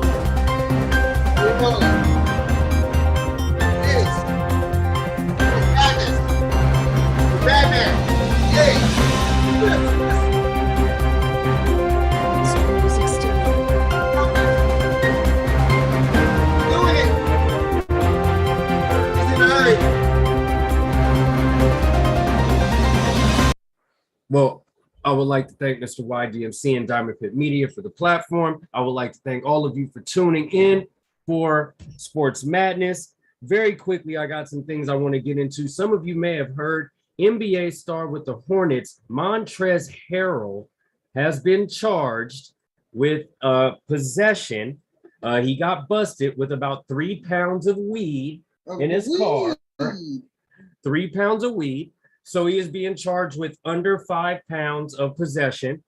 And yeah, so the young man could be possibly in some trouble. It could also be possible that he just pays a shitload of money. We'll see how that goes. He does have it. Well, yeah, as I say. So we'll see how that goes. That was recent news to me. A couple things in WWE. Well, I got to start here.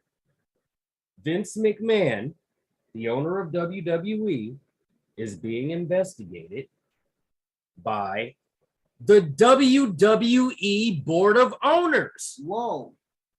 Yeah, you heard that correct. Vince McMahon is being investigated currently by the WWE Board of Owners. What?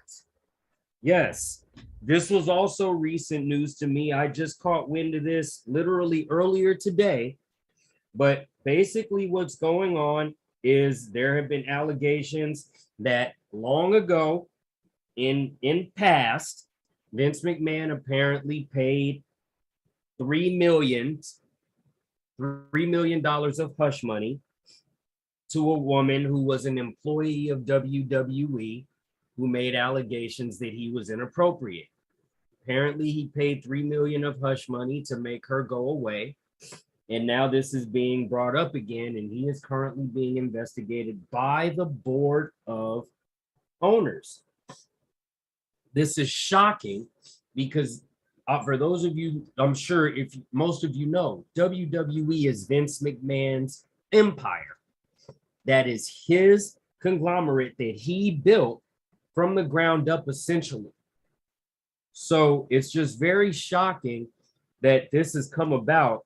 And you know, I honestly don't know what to say about this other than the fact that had Vince McMahon been guilty of doing things in the past over his years of business, it shouldn't be a big surprise that these things eventually come out even years later. It just seems to be how these things work in the entertainment industry. It just seems to be how these things work. if you are a public figure, period, forget just being in the entertainment industry.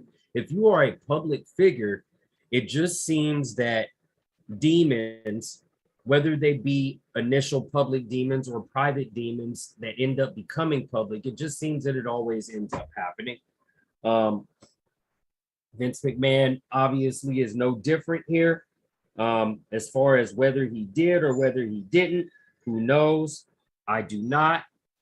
But it's just a very interesting situation, and I'm currently no longer in a hurry. I can kick back and relax. Mr. Madman A. Smith is here to stay. What's up, bro? How you doing? Another one of those. Got you. Well, so as I said, Vince McMahon currently being investigated by the board of owners of the WWE, as shocking as it is. Yeah, by his own company's board. Well, that's what happens when you build up companies like that. Like you do lose you want to lose sole proprietorship, but at the same time, in doing so, you could be ousted out of your own shit. That's how it could did go. to Papa John's. Better ingredients, no blacks or Jews. And it always seems that if you have skeletons, they're going to pop up at some point. So it's just something to keep in mind. I think when we hear news of these public figures, whether they be in the entertainment industry, whether they be athletes, whether they be political figures, what have you, whatever the case may be, it just always seems that some dirt is going to come up at some point. That's just how the wheel turns. Sticking with WWE, I want to mention Cody Rhodes.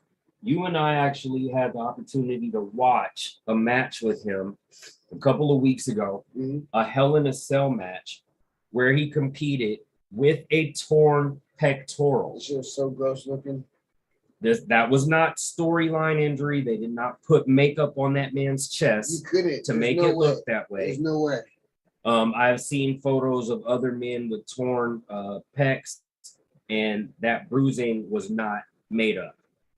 So this man competed in a match, and actually, it was the reason I'm bringing this up is because WWE had made a statement basically saying that the reason they allowed Cody to compete and the reason Cody was also wanting to compete was that there was no risk of further injury.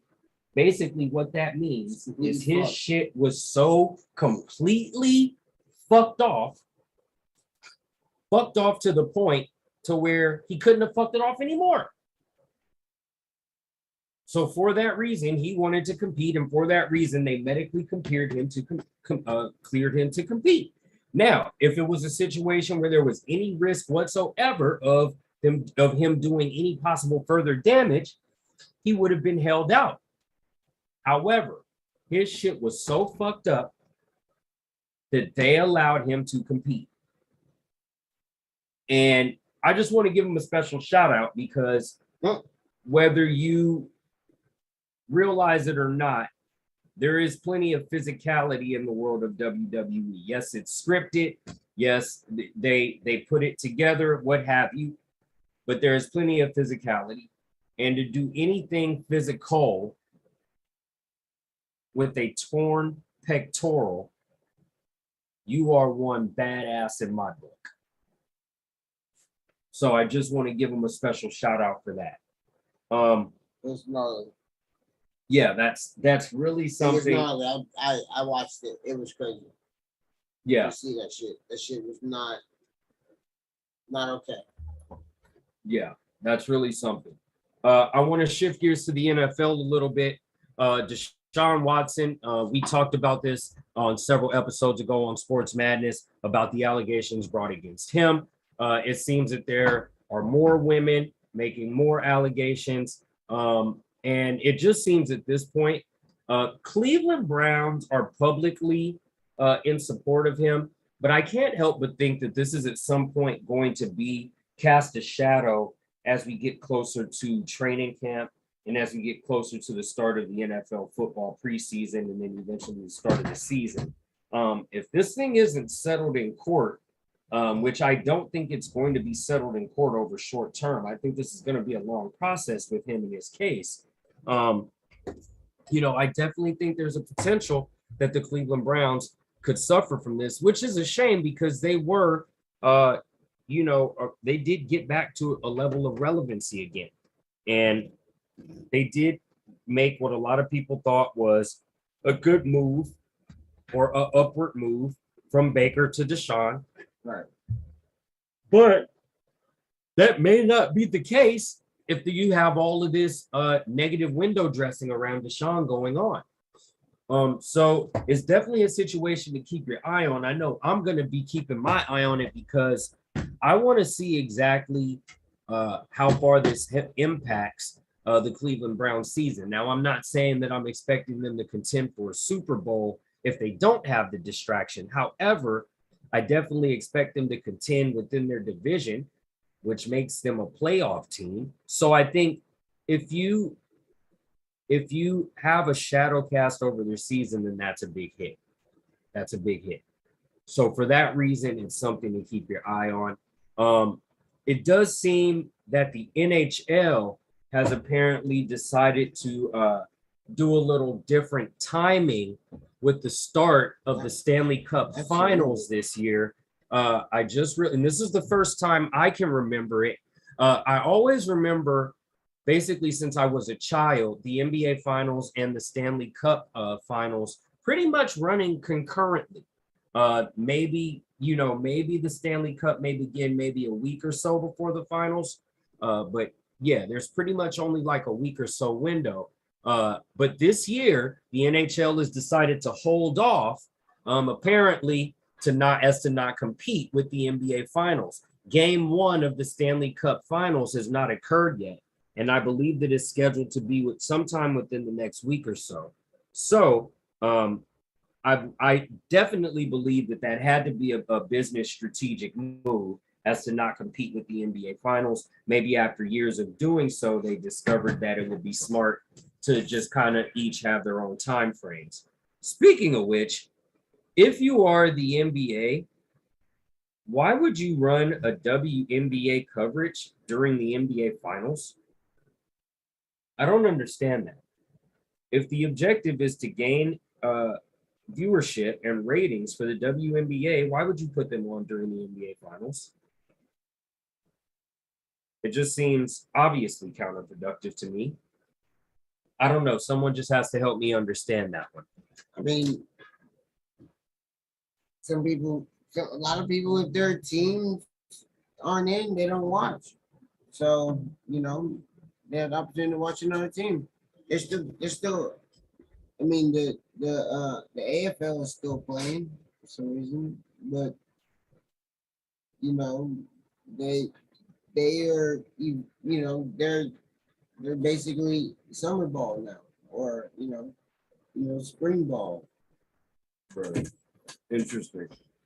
What do you think, Mr. Kellerman? To me, it just seems, it doesn't seem like a smart way to go. What do you think? It boils down to all the leagues are catching up from the pandemic. All the leagues started late. The NBA started late. The NHL, they all started at different times, so it's all staggered right now, and they're overlapping. Gotcha. Well, that's all it is. So it's possible that we may see a reset back to more closer to what it was next season or so. We'll just have to keep our eye on that. The next thing I want to talk about, obviously, is going to be what I opened up discussion for. We are 5 games into the NBA Finals. The Warriors have a 3-2 series lead. And I just basically got to ask the question, is this series over tomorrow? Yep. Could be. Absolutely. Well,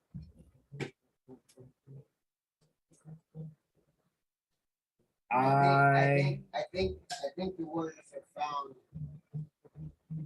something fun. Because that was a very adverse stint. However,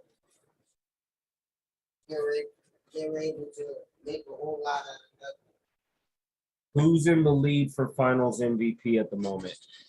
Steph. Steph by far. Why DMC? What say you? Huh? Who's in the lead for Finals MVP currently? Definitely Steph, because right now it's the way it's been. It's almost rise or fall. Like if Steph, they had. That's why I like the last game. Well, Steph was off, and they had to find a way to win without being off. I'm gonna play it like this. You guys are ahead 3-2. Let's take it game by game. The 3 games that you guys won. So game 2, that was kind of a complete team effort, but that was still led by Steph. That was a group effort, but it was still led by Steph. So that was kind of his game. Game 4, that was unquestionably his game. All Steph. And then game 5 was the Wiggins game. So I got Wiggins Steph. out. So based on that, just breaking it down game by game, I have with Steph taking over 2 games out of the 3 that you guys won, I have him in the lead for MVP. I just kind of look at Finals MVP as like a collection of player of the games. Game 1, who was player of the game. Game 2, who was player of the game. Game 3, who was player of the They game. need to play Kuminga tomorrow. What are you seeing that makes you say that he would be a difference maker? One, it's not a lot of tape on Kuminga, right? There's not a lot of tape on him. But when he does play, like, one, he's fearless. He's tall, but he's skinny. He really like sneaks in those zones. He's a strong finisher. And he keeps his eyes open. So like he crashes boards. I think he might need to get some key minutes somewhere tomorrow. Some key bench minutes. I think he needs to slide up the bench tomorrow. I think it's going to be a big difference maker if they decide to do that. Here's an observation I noticed. The magic number seems to be 100 in this series. When the Celtics score 100, they win. When they don't, they don't. If you look at every game in this series, that's pretty much what it's been. And I think I understand the reason for that. The Celtics have a potentially very potent, high-power offense, but it's not that way consistently. They have the potential to score 100, and on the nights that they score 100, they can score 115, 125, 130. They get that hot. If they get hot enough to score 100, they're hot enough to score 125, 130 that night. But if you hold them to under 100, that means you have stifled their offense. And the reason they don't have a consistent offense is because they do not have a point guard. The 3 guys who are primarily responsible for handling the ball for the Celtics are Marcus Smart, Jason Tatum, and Jaylen Brown. None of them are true point guards. Marcus Smart is a defensive-minded wing player. Jaylen Brown is a 2-way wing player. Jason Tatum is a stretch 4. None of those guys are point guards. So the reason their offense stifles from time to time, and it can stifle in big ways from time to time, especially in clutch moments, is the fact that they do not have a captain of the ship on the court. I'm not saying they don't have a leadership. They have leadership, but they don't have anyone to steer their offense. They don't have that guy to say, all right, everybody calm down. You get here, you get there. Here you go. Cut to the basket. There you go. Layup. Oh, you're open for a 3. There you go. They don't have that guy to orchestrate everything to get guys easy buckets. That's the problem. They don't consistently get easy buckets. Everything they get on offense is worked for hard. So when you're not able to set up easy buckets for yourself, it becomes tough to consistently create offense at the level that you need to be able to win. Now, granted, they've gotten here where they are because they're the number 1 defensive team in basketball right now. So they do need to be given credit for that. I'm just interested to see, are the Celtics going to have enough tomorrow to send this series to a game 7. I hope and pray they do not. We'll have to see what happens. Mr. Matt Kellerman, what's your assessment? Are we going to a game 7? What do you see happening tomorrow? And how do you see the game going? We'll see, man. Every single game's been decided by double digits. We'll see. See how the Dubs open. We'll see how the third quarter goes. We'll see how the Dubs close out the game. Well, we'll see. I don't know. This is a pretty evenly matched series. So I said Dubs in 7. I'm sticking with it. But I'll take Dubs in 6. Leave it there. What a Mike. I think I see this one going 7. Mike Cunningham says he called game 6. Same issue with the Lakers when LeBron handles the ball. Mike says they're still a young team. First to 100 usually wins. And that's not the same thing with the Lakers. LeBron is still one of the best ball handlers. And he's Titus played point Titus, guard. Madman disagrees. And LeBron played point guard. Played point guard in the NBA. It's been a while since he's played point, like naturally point, but like he still does a lot of point responsibility. So essentially point forward anyway. So I don't think that's an apt comparison. It's a new league. Not everybody plays with traditional fucking lineups. It seems like nobody does anymore, really. Well, many do, but a lot don't. It's positionless basketball. Just play basketball. You know what I mean? I mean, do you even have traditional power forwards in today's game anymore? I feel like you don't see any traditional 4s anymore. There's a few. All the 4s are stretched now. Like just because of how the directions of the game has shifted, the sport has shifted. There's a few, but you know. You definitely can't just be like a stick in the mud 5 anymore. You gotta move. You gotta be able to shoot a 3. Right. So you're in the 5 spot and you can't shoot a 3, like you're becoming outdated somewhat. Yeah. Well, depends. I mean, we're going up against Robert Williams, right? You can't shoot with the damn. No, but he's a defensive specialist. He's swatting shit out the sky. If you bring something to the table, He shoots free throws with both eyes closed. And he's not just good defensively in the half court. He plays full court defense. No, he gets up and down the court. He moves. Right. And offensively, like on the boards, he'll catch anything and bring it down. So, he can score. He scores aggressively. I gotta ask this question. Sticking with the finals for a minute. Let me shift back to the Warriors away from the Celtics. I want to ask this. Let's say the Warriors end up winning the series, right? I just want to speak hypotheticals. Let's say they end up winning the series, whether it be game 6 or game 7. Let's say Steph is not the one who seals it in this next game. Let's say Wiggins does. That means Steph has had 2 signature games in the series. Wiggins has had 2 signature games in the series. At that point, is Steph possibly in danger of not procuring that finals MVP? Look into the KB.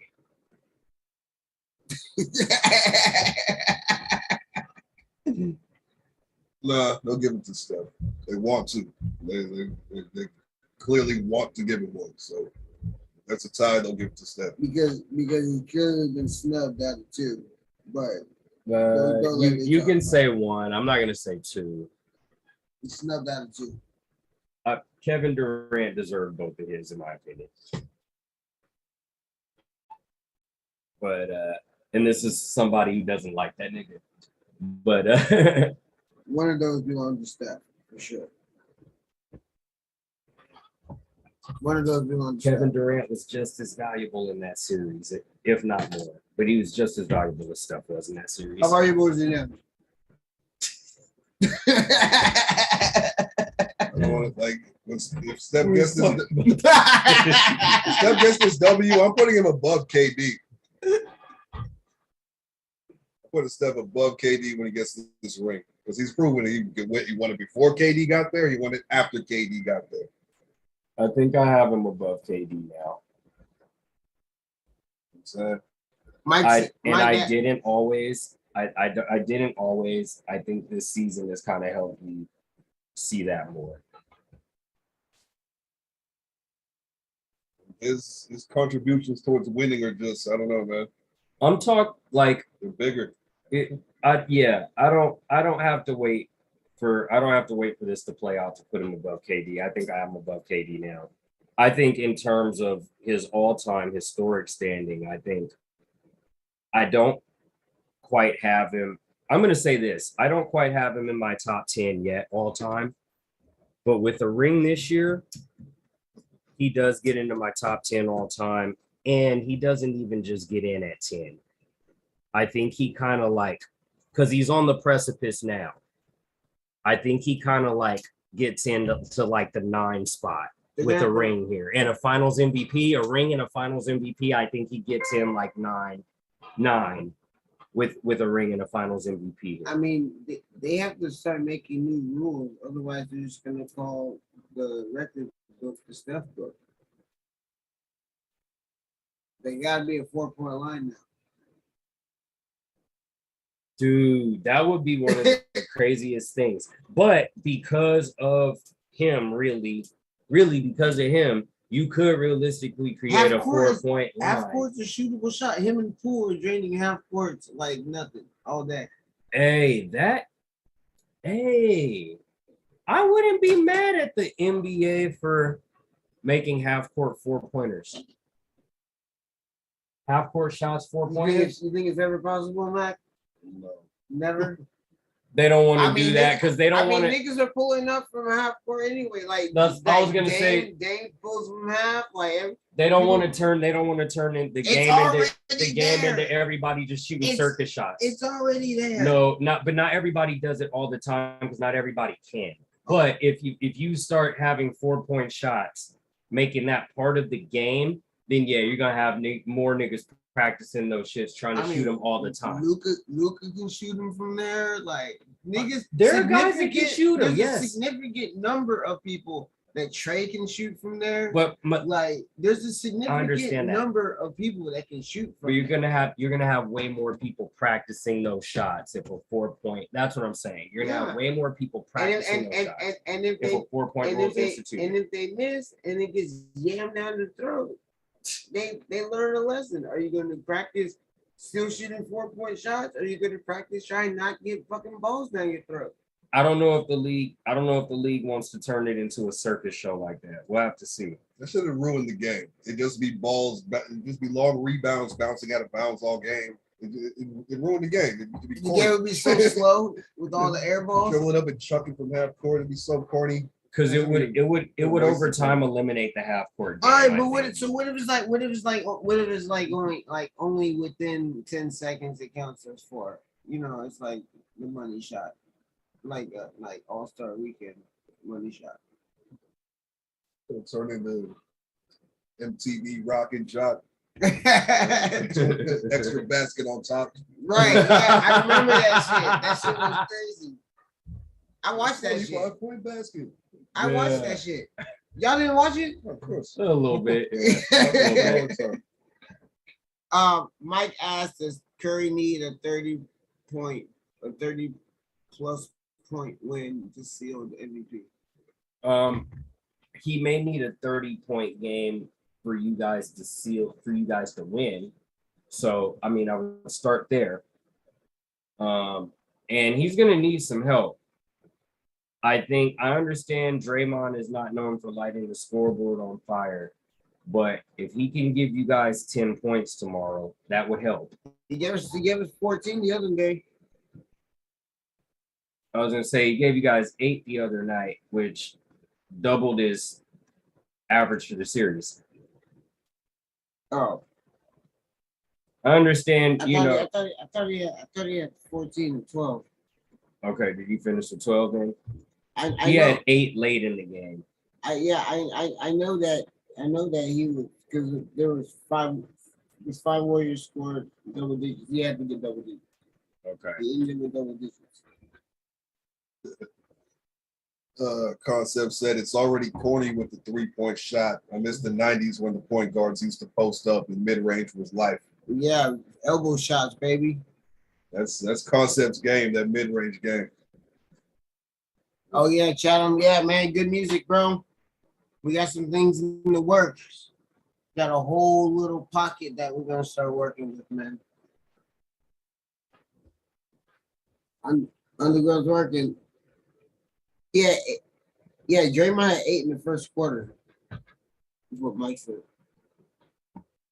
No, I ain't sweating out Draymond scoring. We need like literally everybody else. I mean, Clay, Jordan Poole. We need a big game from him. We ain't got a big game from him in the finals yet. He's been cool. He's been He was okay, like 14 the other night. So we need him to look like he did in the regular season. Clay- He was torching motherfuckers. And Clay was sleeping. Clay woke up last game. Yeah. 5 for 11 from 3. But yeah. 5 for 11 is a weak ass game for Clay. From 3? No, 5 for 11 from 3. That's a weak ass game for Clay. From Clay? The game before he shot what, 3 for 14? Well, it's bad. But that's not Clay either. He hasn't been shooting great, so you know, I'll take that night he had the other night. I think he dropped 18. But yeah. I mean, Wiggins is the unsung hero. He's both sides of the ball doing work. Porter needs some more minutes too. He just sucks at defense, but he can knock him down. Before sticking with the Warriors, this is my final question. Before I wrap up Sports Madness, one more roundtable discussion question. I heard this theory brought up just in some sports chat room shit. And I actually think it's possible. And I want to talk to 2 Warriors fans and see what you guys think about it. Because I think win or lose, this is a possibility. So next season, or when the season's over, maybe you guys let Looney go. And you go in and you push in your chips on Wiseman. Wiseman hasn't played enough, and Looney's been playing out of his mind. Sorry, Looney finally looks like he's not ready to retire from the league. What a ringing endorsement. Now, Looney's part of what we do. He's just he brings the brains, he brings the brawn. He's one of those. He's a utility guy. He wasn't always that smart though. Like he wasn't always that smart of a player. He wasn't always that quick of a player. His reflexes were always fucking slow. Like he's improved literally 100%. Played every single game this year. Right. He was hurt forever. All the time he was hurt. He played 82 games. That is like the most remarkable thing I ever heard for Kevon Looney. Played in literally every possible game this year in the NBA. Like what angel blew a bubble around him? I don't know. He earned himself some money. He probably wouldn't be worth as much somewhere else, but for us, he fits exactly what we do. So we need to keep him. Can't trust Wiseman. He hasn't played in how long? He hasn't played. He's played like 12 games his whole career. Yeah. Okay. He's not. I don't trust him yet. All right. He's too young to hang. He's too young in the game to really get hung up on, to where like if he's making space issues, then like he's expendable because he ain't showing nobody nothing. Got you. So says Looney the Robert Parrish. No, get out of here. Ain't that old yet? Damn. I mean, he used to move like he was, but he still kind of does. He's smart about it. He's in the right place at the right time. Knows what he can and can't do. Oh, he's a smart player. He's just not very athletic. sets perfect screens. He one of the best offensive rebounders in the league. So I'll keep him. Let Wiseman come off the bench. Sure. He can come off all the way off the bench and free some money. It sucks. Because Wiseman played 2 games in the G League and he was killing. Yeah. He had a couple double doubles. Then his knee swelled up again, and they said, "Nah, you done for the year." Is he in practice or is he just shut down? He's done for the year. So it's like, do you give him another year or do you keep a core and let him fly after the trip? He was under contract. I keep him around. We'll see what he got. He said he's undersized. He said, looking at the draft, the free agency, he's gonna be there still. Oh, talking about Looney. Yeah. He's like 6'9". They drafted him as a small forward. He kept getting hurt. We're like, all right, you're big and slow. You're a center now. He's not supposed to run a game that quickly. That's just not how he moves. You surprised Iggy's back? I knew he was coming back. I don't like that shit. Like before the finals, he hadn't played since January, and they just stuck him in the rotation. Yeah. Like, that ain't cool. I knew they were gonna give Iggy some minutes. Iggy does a lot when he's on. He does a lot. Getting Iggy with it. Hey, you know he's about to win Finals MVP this year. Man, it's played about 11 minutes. Hey, but when he was in there, he played defense like a motherfucker. It wasn't bad. It was all right. He knows how to be a nuisance. That's why I like Iggy. No, but see, here's the whole thing, and I don't want to like degrade Iggy's Finals MVP, but here's the thing. Supposedly he got it for defending LeBron, but LeBron's numbers with Iggy defending him during that series. It's still fire. That should have been Steph's Finals MVP, bro. That's the only one that should have been his, I feel. Nope. You could have got one of KD's. You Yeah. could have got that second one. As I said, the second one was Steph's. The second one was Steph's, bro. I have a hard time The taking second that one one was to KD, Steph's. though. The second one was Steph's. I was so don't mad. know. I was The first literally. one was KD's without question. He hit the dagger. Absolutely. He hit the dagger. The second one could have been Steph's. You check the numbers. It's like They were close. I have a hard time snatching that one from KD based on his numbers and what he did in It's that just 'cause series he's so too. tall. He just holds it up.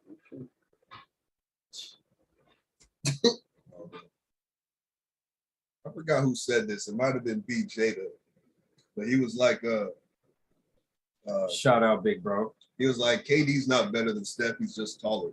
Exactly. Yeah, that's an exact DJ to quote. I was like, great call. That's exactly it. I used to think like, yeah, KD's a little better because he can do more things. Why can he do more things? He's more taller. Who's more skilled? Steph.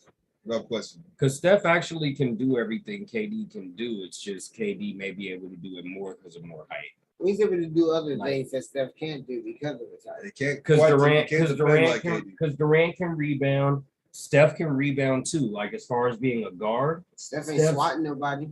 Steph's one of the best rebounding guards in basketball. But he's not swatting nobody. Can't defend like KD. He's not built like that. He can't swat nobody. Doesn't have a 7'6" wingspan, and he's not 7 feet tall. But then Durant's really never been known as a shot blocker either, even Yeah, with that yeah. wingspan. Yes, he has. He's a killer in the paint. That first season with us, I think he averaged like 2 blocks a game. He was swatting people shit like that. Yeah. He led us in blocks that year at least. Like I remember when the year started, everyone was saying, "Oh, we have no rim protection," because we had Zaza, who can't block shit. Right. But Zaza's undersized too, as a no, is he 6'10"? I think he's 7 feet. I thought he was. No, I didn't think he was 7 feet. He just can't get off the ground. He's bound to the ground. Yeah. Maybe that's what made me think he was shorter than 7 foot because he can't He jump. He doesn't jump. I think he averaged like half a block a game for his career. He's not defending the rim. Well, shit, Joker can't jump over a quarter. That's same. You know, he's so offensively potent, you let it go. Zaza doesn't do that. There's a lot of things.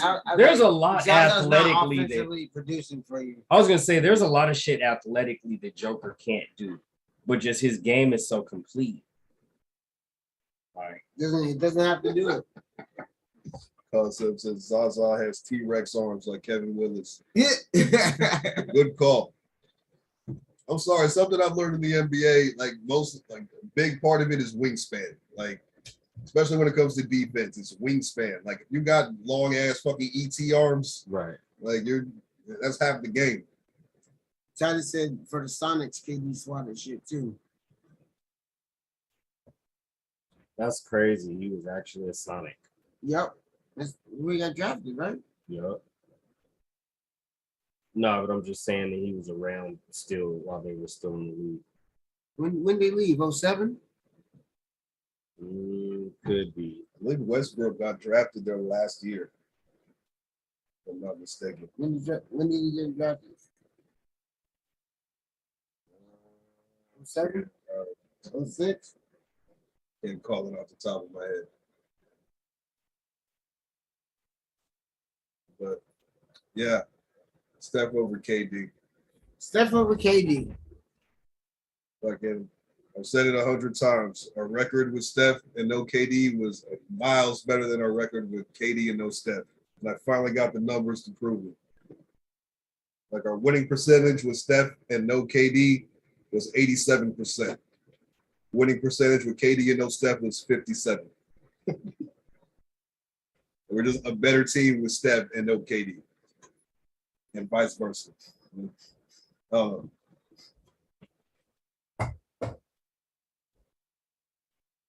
Well, there you have it. We saw what KD's doing, leading his own team.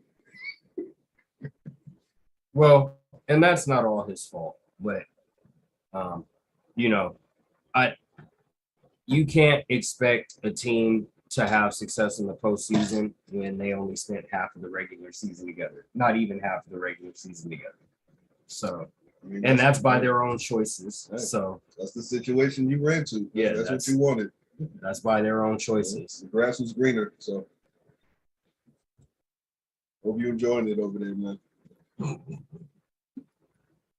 KD knew only you was still salty that he left. Oh yeah, that's stupid. Like, you don't want to stay here and just win rings the rest of your career?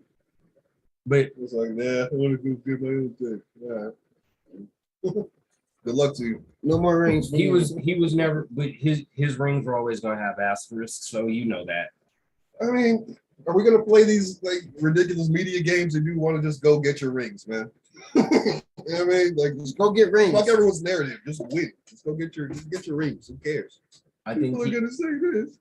I think he already got. I think he already got 2 rings, and by the time I think before he got 2 rings, he probably figured if I get 2 rings, ain't nobody gonna say shit. The hate's gonna go away if I get 2 rings.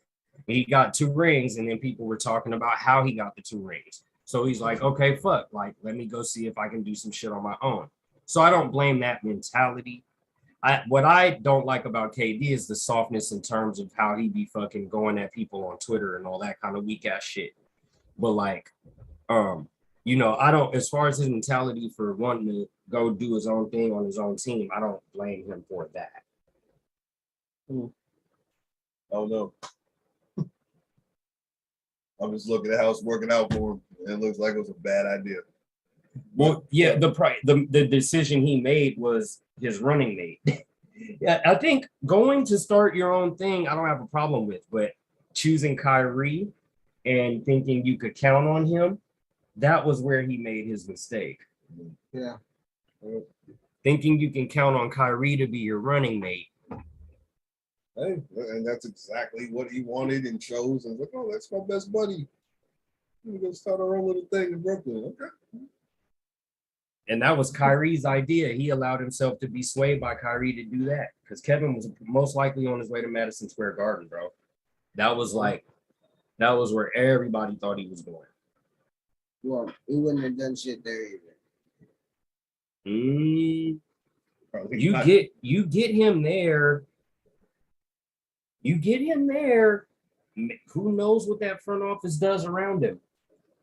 What they done for 20 years? Yeah, nothing.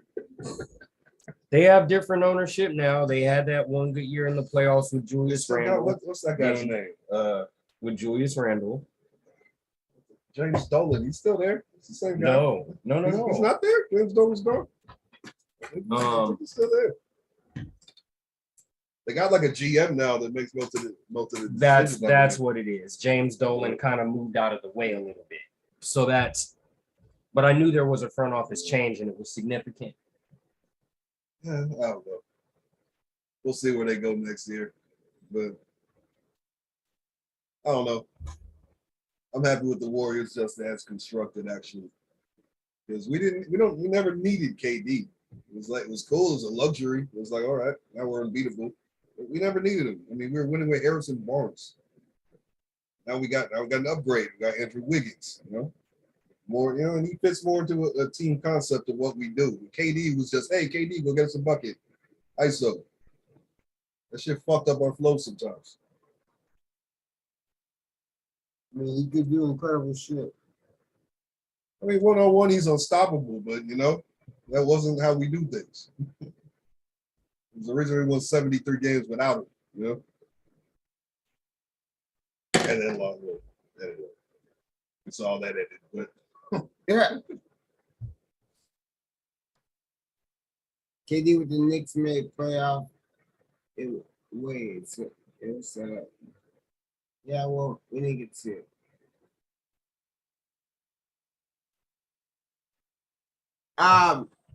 We didn't do one today, so I guess it's time for a promo minute. Of course, we got to hit them with one. It's really quick today, though.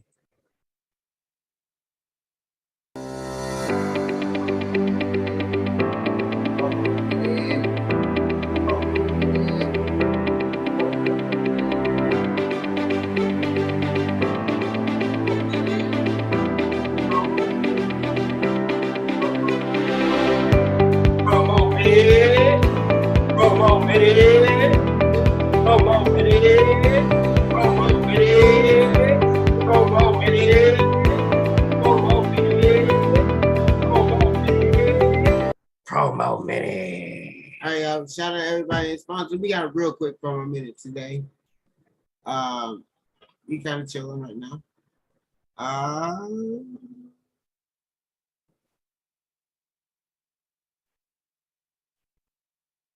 That was a quick promo minute. Pause on everything that's up.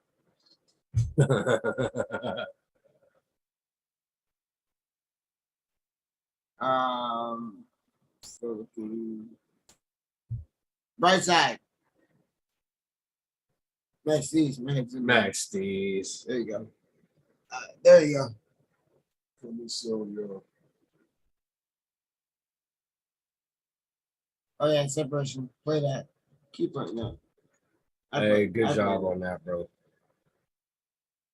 Separation's a slapper. I slap that all the time. Yeah. Good track. For sure. All right. Pause and everything. Gift up, y'all. We're gonna start having like challenges and things like that. We're gonna have a lot more audience engagement. Shout out to every one of you. You guys are awesome. That's always. All right. That was the quickest promo minute ever. Have you guys watched that movie, the Adam Sandler, Queen Latifah movie, Hustle? No, I still haven't gotten a chance to see it yet. You were telling us about that. You guys gotta check it out. It's produced by LeBron James. Okay. There's tons of NBA players in it. Some of them playing roles, some of them play themselves. Okay. Really getting to shine on the young bucks of the NBA as well. So it's kind of like the first movie of its kind that have like that many players in it. That's not Space Jam. Mm-hmm. So Heard about it, haven't seen it yet. it's a really good movie, good come up movie. Adam Sandler's great in it. Creative team was cool.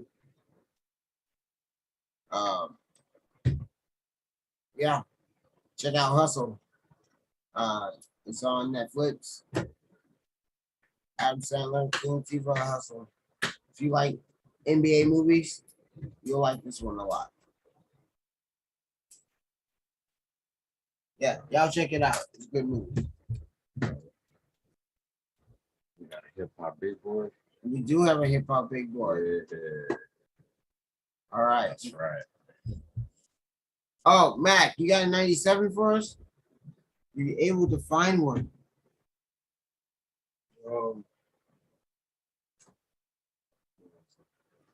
97. It wasn't a whole lot to choose from, actually. I didn't think so. The guy I came up with was Simeon Rice. Oh, okay. That's a solid. He has a Super Bowl. Absolute killer with the Buccaneers. Yeah. But yeah, there's no Hall of Famers. There's no one under 97. A lot of names. I was like, who the fuck is that? I mean, Simeon Rice was a beast, though.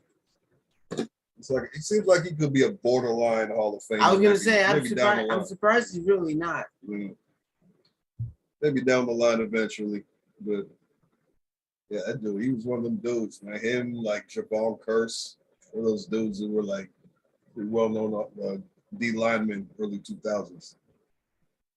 Back when you were able to do a lot more hitting than you are now.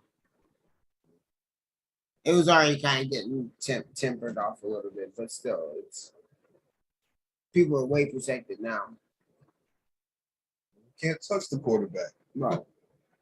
Just to be able to lay that motherfucker out. We were there for it. It's like, why do you think I came? To take pride in that shit. Like the Sternings 2.0. Nets team would have been dope, but NBA thwarted. We got a great D League team to recruit. Yeah, our Santa Cruz Warriors is like top notch for like bringing people up to be ballers. That's redemption. Wait a minute, concept. The NBA didn't do shit. It was the state of New York. The NBA didn't make that call. That was New York saying you got to be vaccinated to work.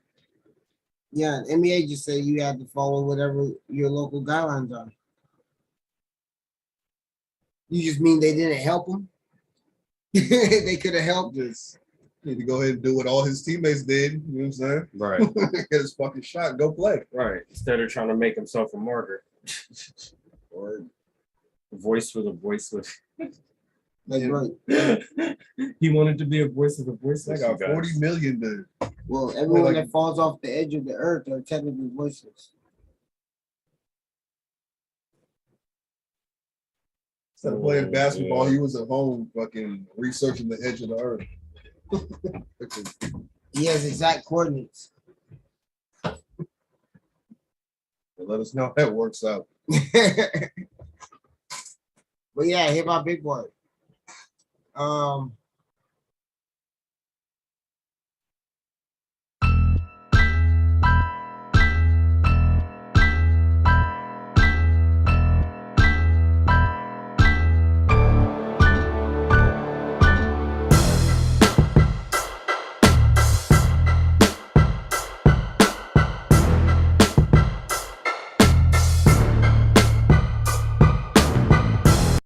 right, y'all. Okay.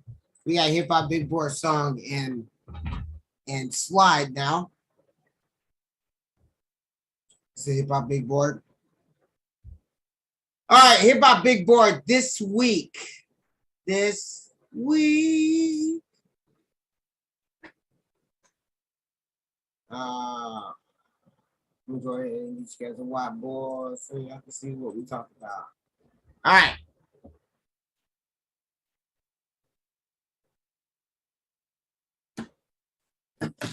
All right, here we go. Top 5 mainstream record labels. Now, this is not this is not the record labels behind them, okay? So you can't be like, you know, Def Jam, you know, that's not what we're talking about.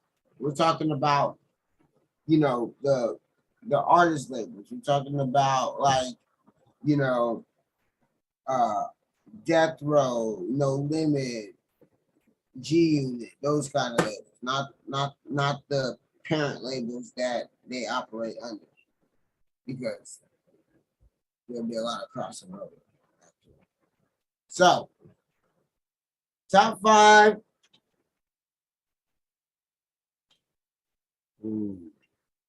Top 5 record labels.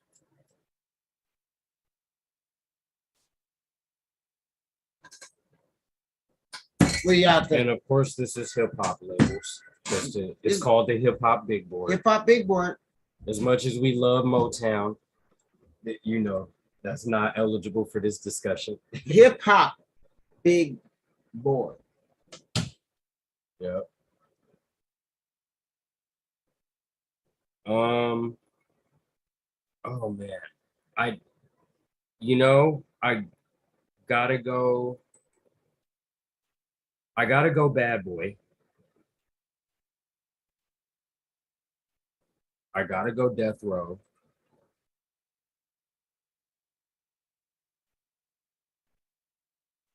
All right.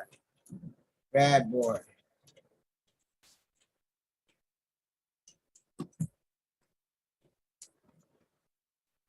Death Row.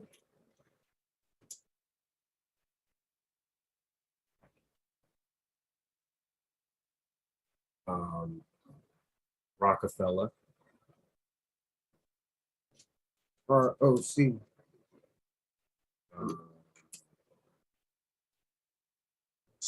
Bad Boy, The Rock, Death Row, Cash Money, No Limit. Go.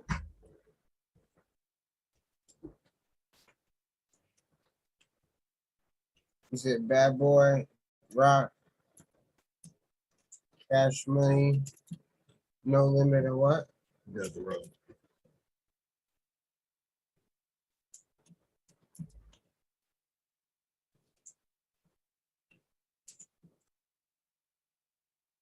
FO.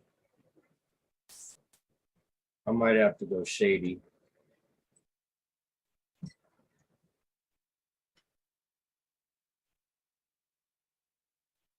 Top 5 mainstream record labels. I'll make sure I remember.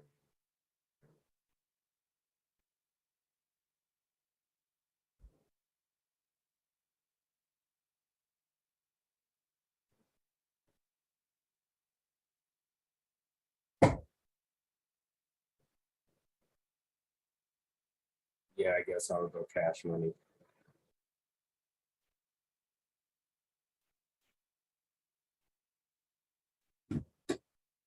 Cash Money and the what? Wait, I thought I gave you 5. I got Bad Boy, Death Row, Rock, Cash Money, and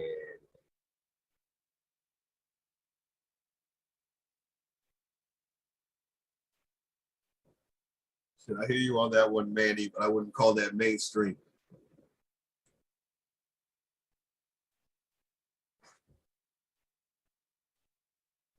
But in the underground, Baby Grand was killing it for a minute. That Jedi Mind, Cannabis. oh, Shady. You didn't put Shady up there. I was like, I know I said another one. All right. I'm gonna say No Limit.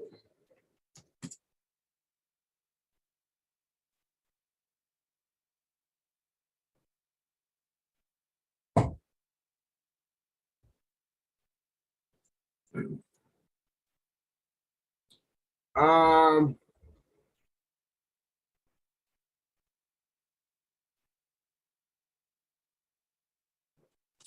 say Death Row.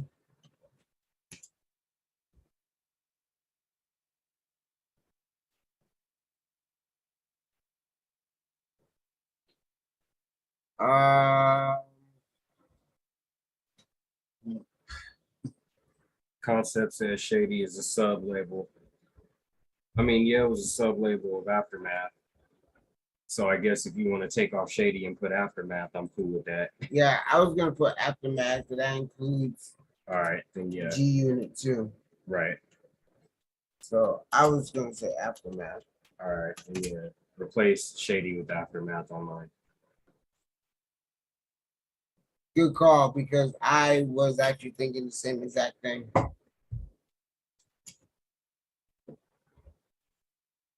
All right.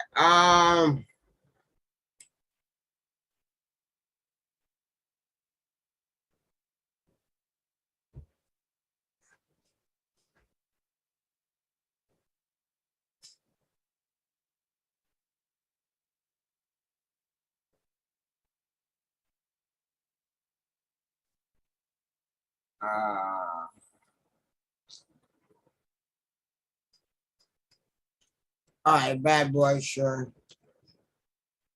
And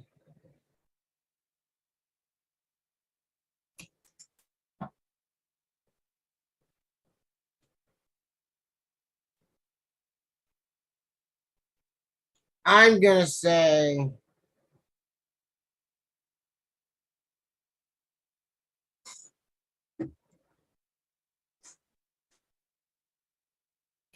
Cash Money over the Rock.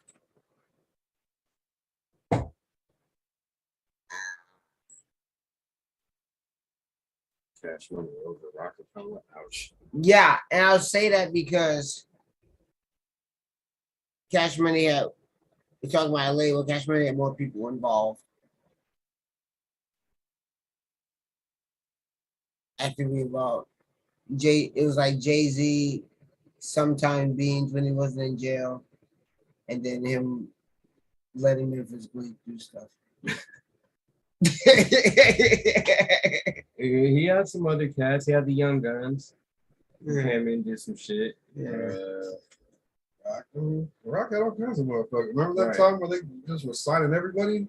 That Diff said they fucking. Right. I mean, for sequel. Jada Kiss. They were massive for a minute until they fell apart. Which is why I might Yeah, have didn't they put sign Jada at a point? Rough The Rock? Rider. I'm gonna say Rough Rider. I'm not sure. Yeah, I kind of want to put Rough Rider over. Rough Rider, Cash Money. Yeah, it's between Rough Rider, Cash Money, and I'm like, yeah, I have to go Rough Rider actually. I have to go Rough Rider over Cash Money. Well, okay, we're counting. All right, what makes these the best? Okay, let's talk. Drake. Hip Hop Big Board, top 5. Mainstream hip hop record labels. All right. So we're talking about if they're prolific. All right. So you guys haven't been able to see the guys. When we're talking mainstream labels, I just went with the ones that were killing it. Like all those labels had runs. Like not just we got a couple good artists. They had runs where they ran shit. Like Bad Boy was that shit for a while. Cash Money was that shit for a while. Death Row. No Limit was that shit for a long ass time. Aftermath was that shit for a long No time. Limit was putting out horrible music, but there was like collector items. No, they weren't. They were literally collectible items. Horrible music, but it was like it wasn't awful. Some of it was. All of it was trash. And they were just signing everybody. They went out a new album every week. And it had everybody on it. Every album was a compilation. Hey, them No Limit albums were snacking though. No matter whose solo album it was a compilation. That Mia X album was hard. No lie. That was a No Limit compilation. Everybody's solo album ended up being a No Limit compilation. Bean, Mr. Magic, Mystical, everybody's on that. Snoop's fucking No Limit albums were No Limit compilations. Okay. So it's good marketing though. So Cash Money, and Rough Rider. What do you guys think between the two? Ah man. You know what? I'm gonna go Rough Rider. I'm gonna go Rough Rider. Priority is a good call.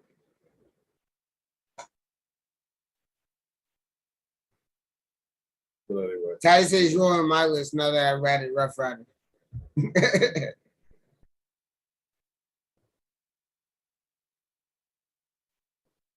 I don't know. If we go underground labels, that's more my speed.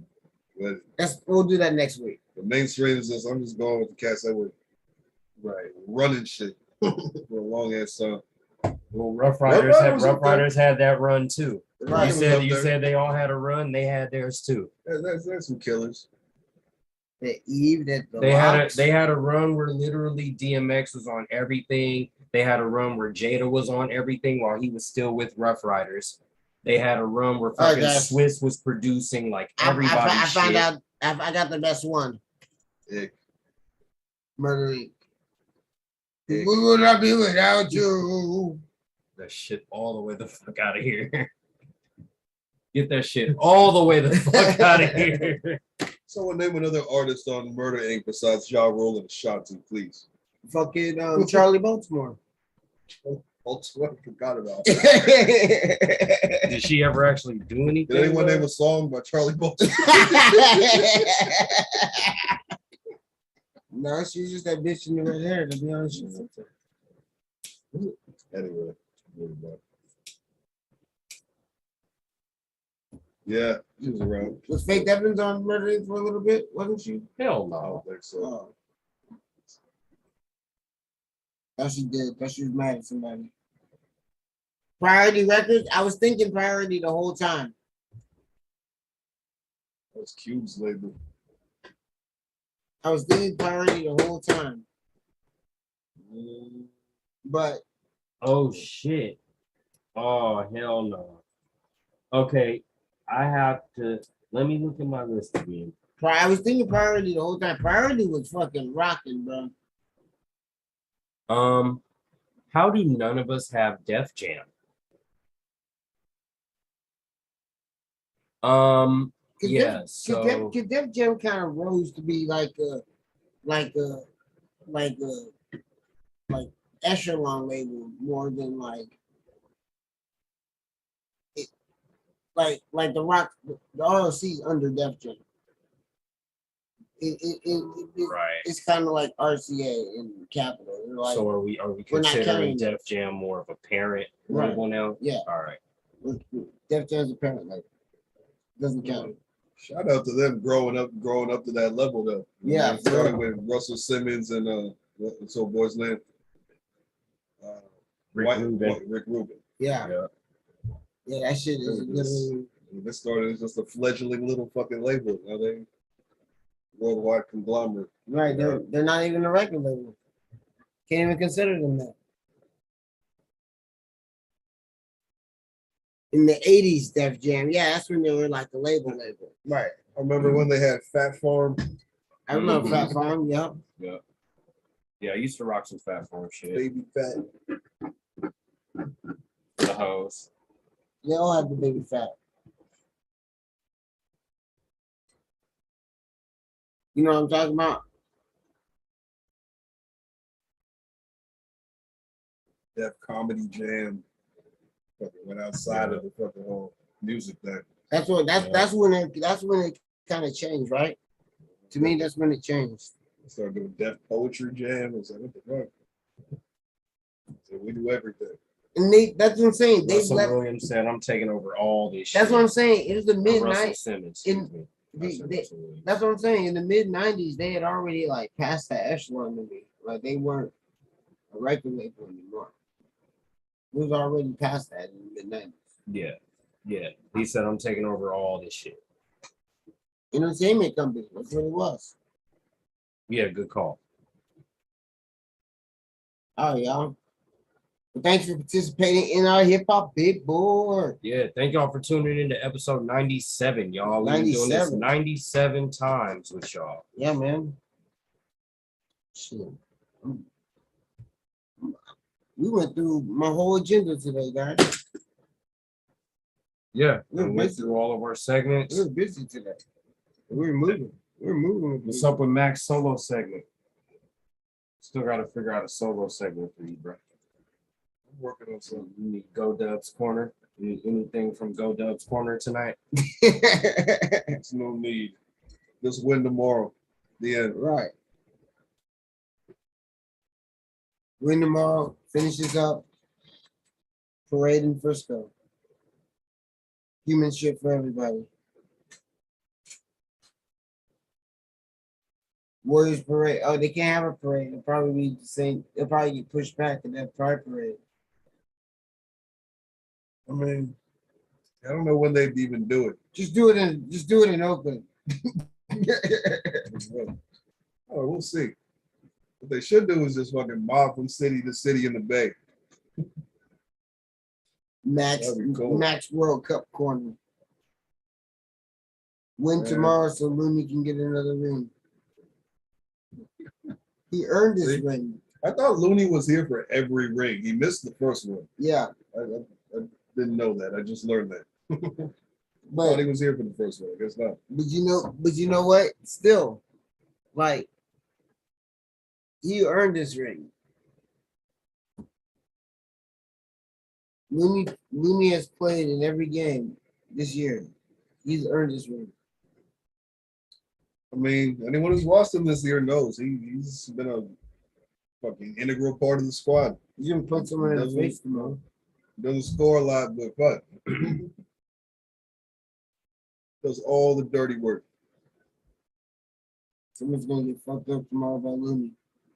He's just gonna be out of character. Let's take someone out with a screen, man. Right. That's all I want to see. He's a wall. Mm-hmm. He's a legit wall that can stop in front of you while you're running. Just help out Steph Curry, man. Let him get some easy shots so he doesn't go 0 for 30 from 3 again. He's like, he couldn't buy it. And they were going in and out. He couldn't buy a 3. I know how that goes because he missed, like most of them, he missed short at the front of the rim. That just means he had no legs. He was tired. So when you don't get that lift, you can't get over the front of the rim. It's like, oh, okay. You're just tired. You're not putting your legs into it. After the game before where he dropped what he dropped, 43 or whatever, probably just tired. He was gassed. Yeah. And that was a much shorter turnaround between games than they have been. Yeah, it was a 2-day turnaround. Right. All the other games have been 3 and 4 days. So yeah, he'll be fine. I think he'll come out next game. I don't think we're going to see him go a game with no threes until like 2026.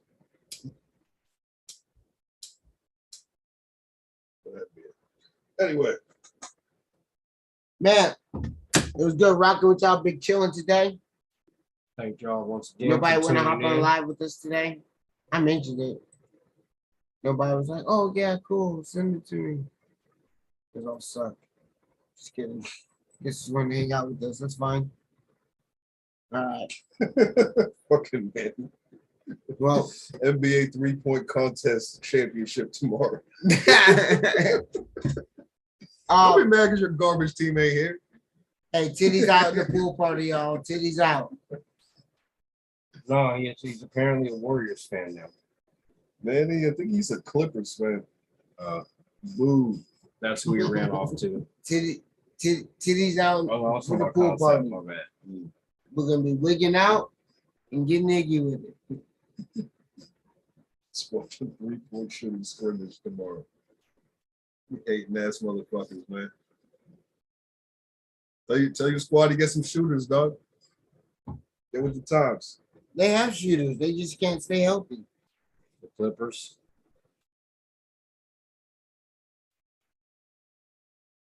Do they still have Austin Rivers? Nah, Rivers is with Denver, isn't he? Yep. Yeah. Clippers, they got like Luke Kennard. Paul George pops up once in a while. They still got what's his name from the Lakers, Zubac. Zubac has gotten better and better. Again, Kawhi might pop up next year. We'll see. If you feel like it.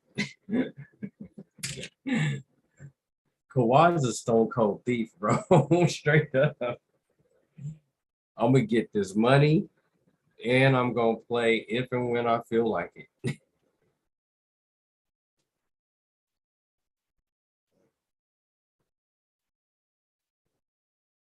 Yeah. Salute. He's like, You can get away with it, but he said, "Give me the loot." been grinding like a slave for the last couple of weeks. This cat gets to chill and get millions. Doesn't it make you feel great, Mac? Oh, the world is a fair place. Get what you put in. Absolutely. I mean, I get it. I do. It's just like, oh, they play a game. Well, but you know, There's so much that goes into that, and it's way more than for people that say that. There's so much more that goes into it than just playing a game. yeah. I mean, it's rough. Somebody's got to do it. Somebody's got to make those moves. That's an excellent question. Concept. Who's worse, Kawhi Leonard or Kyrie Irving?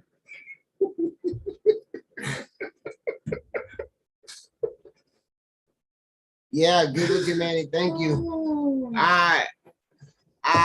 Let's Throw think Ben about Simmons that. in there. Let's think about that for next week. Throw Yeah. Ben Simmons in there too. I'm fucking exhausted. I need some sleep. I want to make Yeah. Simmons a part of that question. Now it's time. Yo, shout out for everyone been chilling with us. This is episode 97. We're gonna catch y'all next week. Yep, we're close to 100, y'all. Shout out everyone in the building that came through tonight. Everyone else is gonna watch this tomorrow, man. You're gonna love it. Hope you guys enjoyed the show today. Go Dubs, and we'll catch y'all next week. Peace, y'all. From now on for the whole summer and for this championship. Go Dubs. Lakers fans agree with you. Go Dubs this time. Let's go. All right, y'all. Peace.